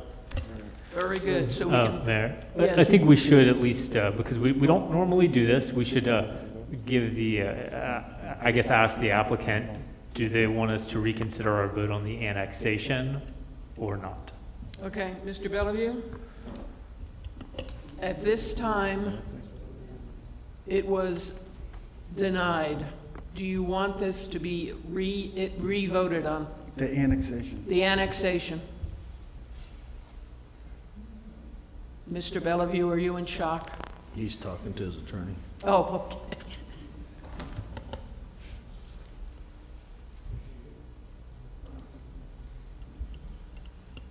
And I'm trying to learn something here. He doesn't have to, just because we approved it, he still does not have to annex if he doesn't want to. Is that No, correct? you annexed it.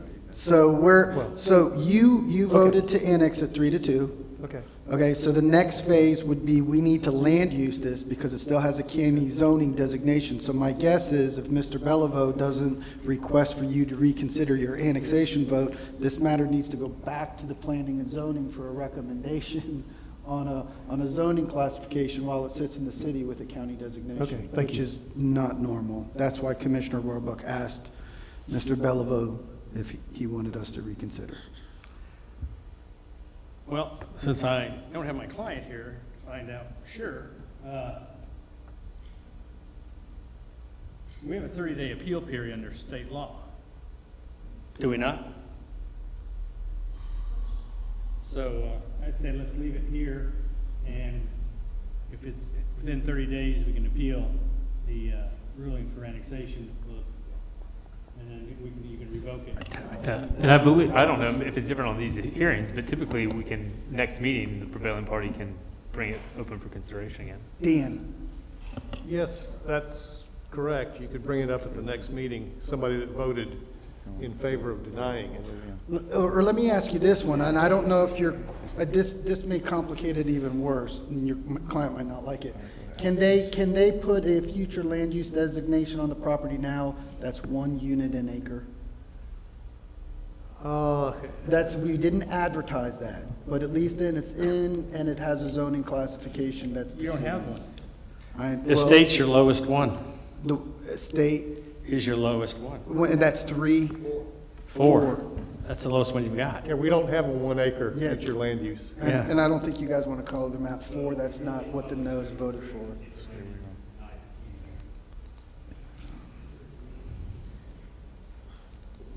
So why don't we leave it here, leave where you're at, and we'll get with our client, and then we can appeal the annexation within 30 days. So he can appeal the annexation part in 30, and he's out if he wants to? Yeah, that's reasonable for now. No, I'm just making sure he's not stuck. That's all I was trying to do. I don't know if you guys want to do that. Okay. You know, you guys might just want to kick it out. I think it's more likely, actually, Greg might have misspoke, it's probably more likely they'll appeal the denial of the future land use. But it's 6 of one and half a dozen the other. Both of them are legislative enactments. Unless you can vote for the PUD and deny without prejudice. I would say you should just leave it where it's at for right now. I agree. I can't hear you muffled. I would say you should just leave it for where it's at right now. Yeah, because I don't have to worry about it in 2 weeks anyway. Well, that brings up an issue. That helps two commissioners. If you have, Mr. Morrison, if you have 2 of us which will no longer be here in January, if the 3rd person does not go to reinstate this, what happens? Then it stands as it is. Okay. All right. Say that again? 2 of us are leaving, and we voted No. to annex the property, Okay. but we're leaving. Okay. So if we If they appeal come- and ask for it to be removed, But I can bring it up at the first meeting in January because I was on the vote yes to Okay. annex. Okay. And then even though Commissioner Peterson was a vote no to annex, my guess is that if you wanted to de-annex, he's probably not going to stop you in the way if there's no PUD, because I assume that was your major concern, is you didn't want the development. Correct. okay, all right. So it's all on you, Commissioner Peterson. I'm against this development based on density and the roads. I'll stop right there. I won't. I just asked. Well, I mean, we could just make a motion right now to vote on it again and be done with it. If I'd like you to vote for the PUD and deny without prejudice. That way, at least have it on the record that you're denying the PUD. But if I want to bring something back, we want to leave the annexation intact, and we want to apply for another shot at it. I don't have to wait a year. Greg, I'm not sure the commission has the ability to vote on the PUD because it would grant entitlements that the future land use doesn't permit, and that's a big no-no. Well, that's what I mean, if you deny it, then But speaking to your concern, if the PUD is not denied formally, then with or without prejudice doesn't matter. Right now, you don't have an obstacle there. Okay. If you want to create one, keep going. Okay. Just in closing, and it can be the board's pleasure, but I would respectfully request that the board consider reconsidering its vote on the plan amendment. The reason being that, as I think your planner can attest, and I believe Mr. Bellevue testified to, is that there's no future land use designation that's less dense than what the applicant has requested. And if the property is annexed into the city, which it was, the city has a obligation at some point to assign a city land use designation. Obviously, this evening we heard concerns about the density of the PUD, which goes to zoning, which is separate and apart from the land use. But when you look at the available land use classifications that the city has, there's nothing that's less dense than what we've asked for. And the state reviewed that application and went up to Tallahassee. The state responded with no comments, no objections to that future land use designation. It's the same designation that's on the parent track. And again, you wouldn't be assigning any zoning to it. You wouldn't be approving the PUD based on the density concerns, because you all have much more latitude in reining down the density under zoning. But right now we have a piece of property that technically came into the city that has no city land use designation, and there's no city designation that's less dense than what our client has asked for. So I'd respectfully ask the council to reconsider that vote. And then obviously we've heard your concerns on the PUD, and we would anticipate that you would likely vote to deny that for the reasons expressed. But again, I'd ask that you consider the future land use designation. Mr. Morrison? There's some sense in what Mr. Spain's proposing, because whatever they may want to apply for, they can't go any lower on the future land use. And the commission would reach the same result if you grant the future land use and deny the PUD. Just because the land use permits up to 4 units per acre, that doesn't obligate you to determine that this particular piece of property is suitable for that density. Due to extraneous factors, whether it be traffic in the road or proximity to the lake or whatever it might be, based on the evidence presented at an upcoming hearing. But I think everybody would be better served. This is sort of an awkward situation. I'm not sure how you move forward from here. If you reconsider and grant the future land use designation and then deny the PUD, still nothing is going to get built until they come back with a revised plan or a court says you shall, whichever it turns out to be. But setting it up that way is a much cleaner situation moving forward, whether judicially or before this commission. Can we re-vote on the annexation? Yes, somebody that voted in favor of denying it could move to reconsider it.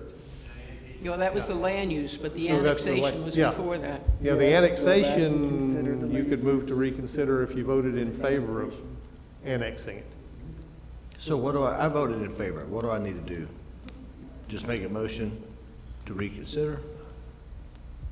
Yeah, that would effectively put it back in the county if you do that. Right. So he would need to make a motion to reconsider. Yes. The commission would, because he voted in favor of it, so he would need to make a motion to reconsider. The commission needs to vote on that to reconsider. Yes. If they vote in affirmative with 3 votes yes to reconsider, you go back and vote on the annexation. Yeah. It's a double process. If that's where but you I would just- go, Commissioner. So since I voted, I was one of the 3 to vote. I would like, I'm going to change. So I make a motion to reconsider the annexation. Okay. No, we're not going to do an all in favor. Roll call, please. Commissioner Christian? Commissioner Roebuck? Yes. Commissioner Hurley? Yes. Commissioner Peterson? I want to be sure I'm clear. I'm just voting to get it back to another vote. That's all this is, yes. Yes. I'm sorry. Yeah. Yes. Okay, sorry. Mayor Dennison. Yes. Make a Okay. motion to table the annexation, that way they don't have to wait a year and they can kind of make changes, whatever, and come back later. Second. So we're going to vote on to table the annexation. That's the superseding motion on the floor. So if you want to go with Commissioner Roebuck's motion, which is supersedes because he got it out there, Right. then if you vote yes on this, you table it and it sits. If you want to go back and kill the annexation, then you vote no on the tabling. Everybody That's it. understand I that? think there's some common ground given the, with the idea of 1-to-1 seems to be, they don't have the votes for something else. You can talk to the owner about that, so I think that's a fair compromise. Well, I think we tried that. I did. All right, this is to table the annexation. Can I have a motion, an official motion? Be sure I'm clear on tabling it. This is, the issue is they can bring it back. If we table it, they can bring it back within a year? Table it, they can bring it back at any point. Okay. And if we vote no? If we If you didn't don't annex table it, then- No, not the table. If we did not annex it, Actually, if they vote to table it, it's still annexed. Yes. Oh, Did well. you catch Well, no, that? it's- Yeah, If you vote to table it, you still have unincorporated parcel in the city without a designation because you've already annexed it. Okay. So- I'll withdraw my motion. I'll tell that to the next one. Unless somebody makes a motion to not annex it.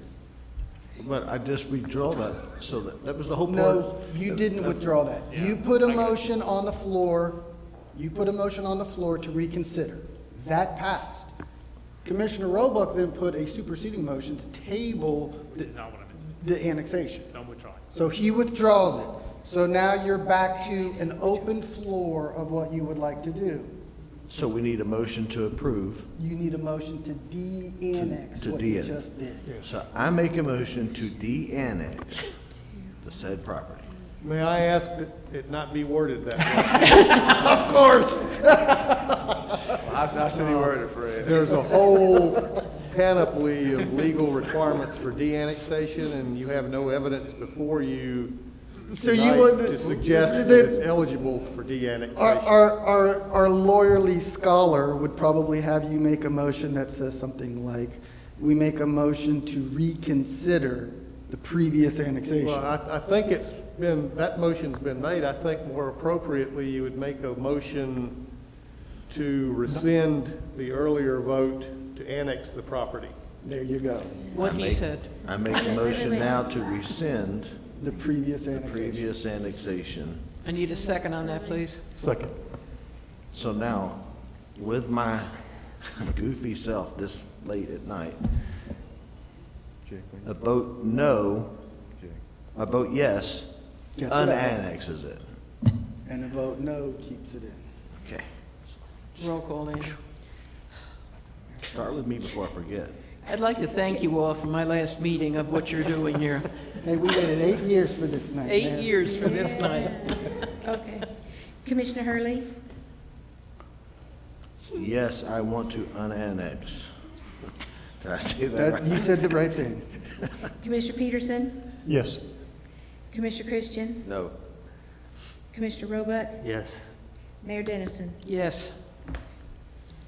This has not been annexed into the city. You will deal with the county from now on. Thank you.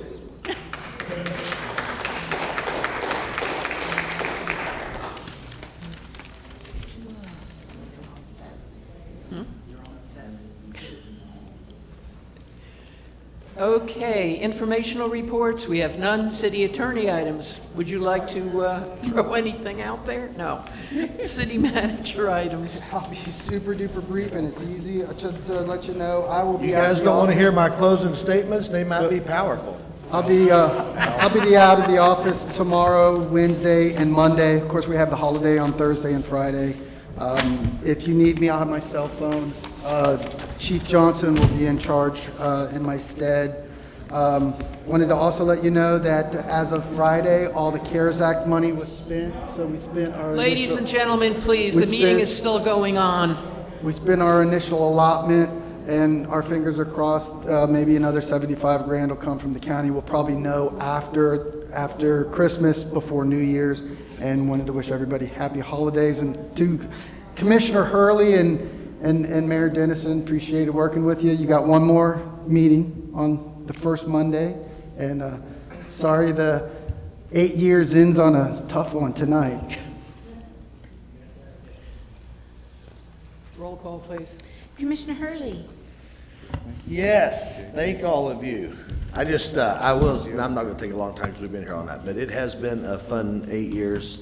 I've enjoyed it. Hope we've accomplished some things that our community is proud of. I do love Leesburg, and looking forward to what the next commission is gonna bring. So with that, I say Merry Christmas to everyone. I hope you have a very blessed holiday season and a great new year, 21.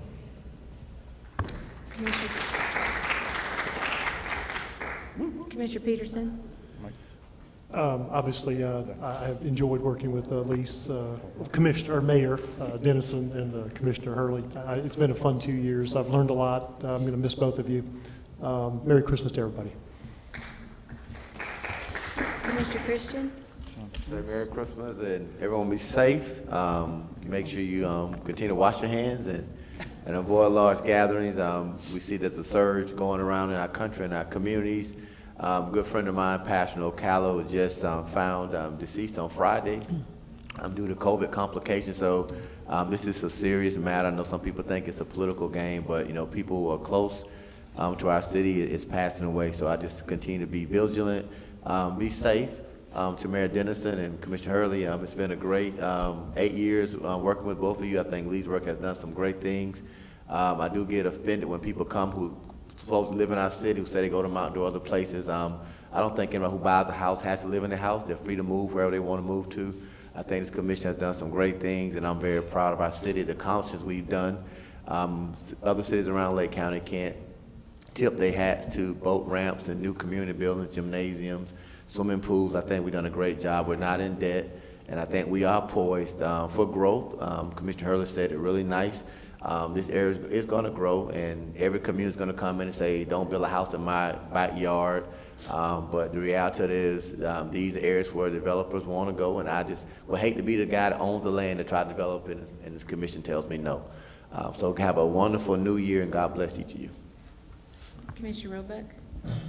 So yeah, I will add that I've enjoyed serving with Commissioner Hurley. Mayor Dennison certainly added a lot. I know we, with Commissioner Hurley, really focused on quality of life, and despite my kicking and screaming about the price tag sometimes, we got a lot of really nice buildings built. So I appreciate that. And then Mayor Dennison, I think in addition to all other stuff you've done a really great job of getting your district in South Leesburg really becoming a part of Leesburg more, than they were before you taken over. So I really appreciate that. And then otherwise, just like to wish everyone Merry Christmas and Happy New Year. Mayor Dennison. I want to thank everybody. It has been an exciting 8 years. We have accomplished a lot. You see us fighting a lot, but that's because we care about what happens to Leesburg. And I would just hope that the new commission coming on, the 2 new members, will help to keep this moving ahead and continue to make Leesburg shine in Central Florida and the rest of Florida. Thank you all. Commissioner Christian, it's been an honor. Commissioner Roebuck, I have enjoyed working with you. Commissioner Peterson, thank you very much and good luck. Commissioner Hurley, what can I say?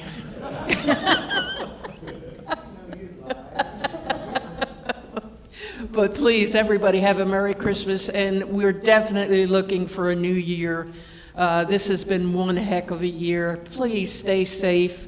Realize it's not over yet. We want all of you to come back here next year and to let your concerns be known. As you can see with this latest, we do listen to the citizens. So please enjoy, stay safe. Thank you.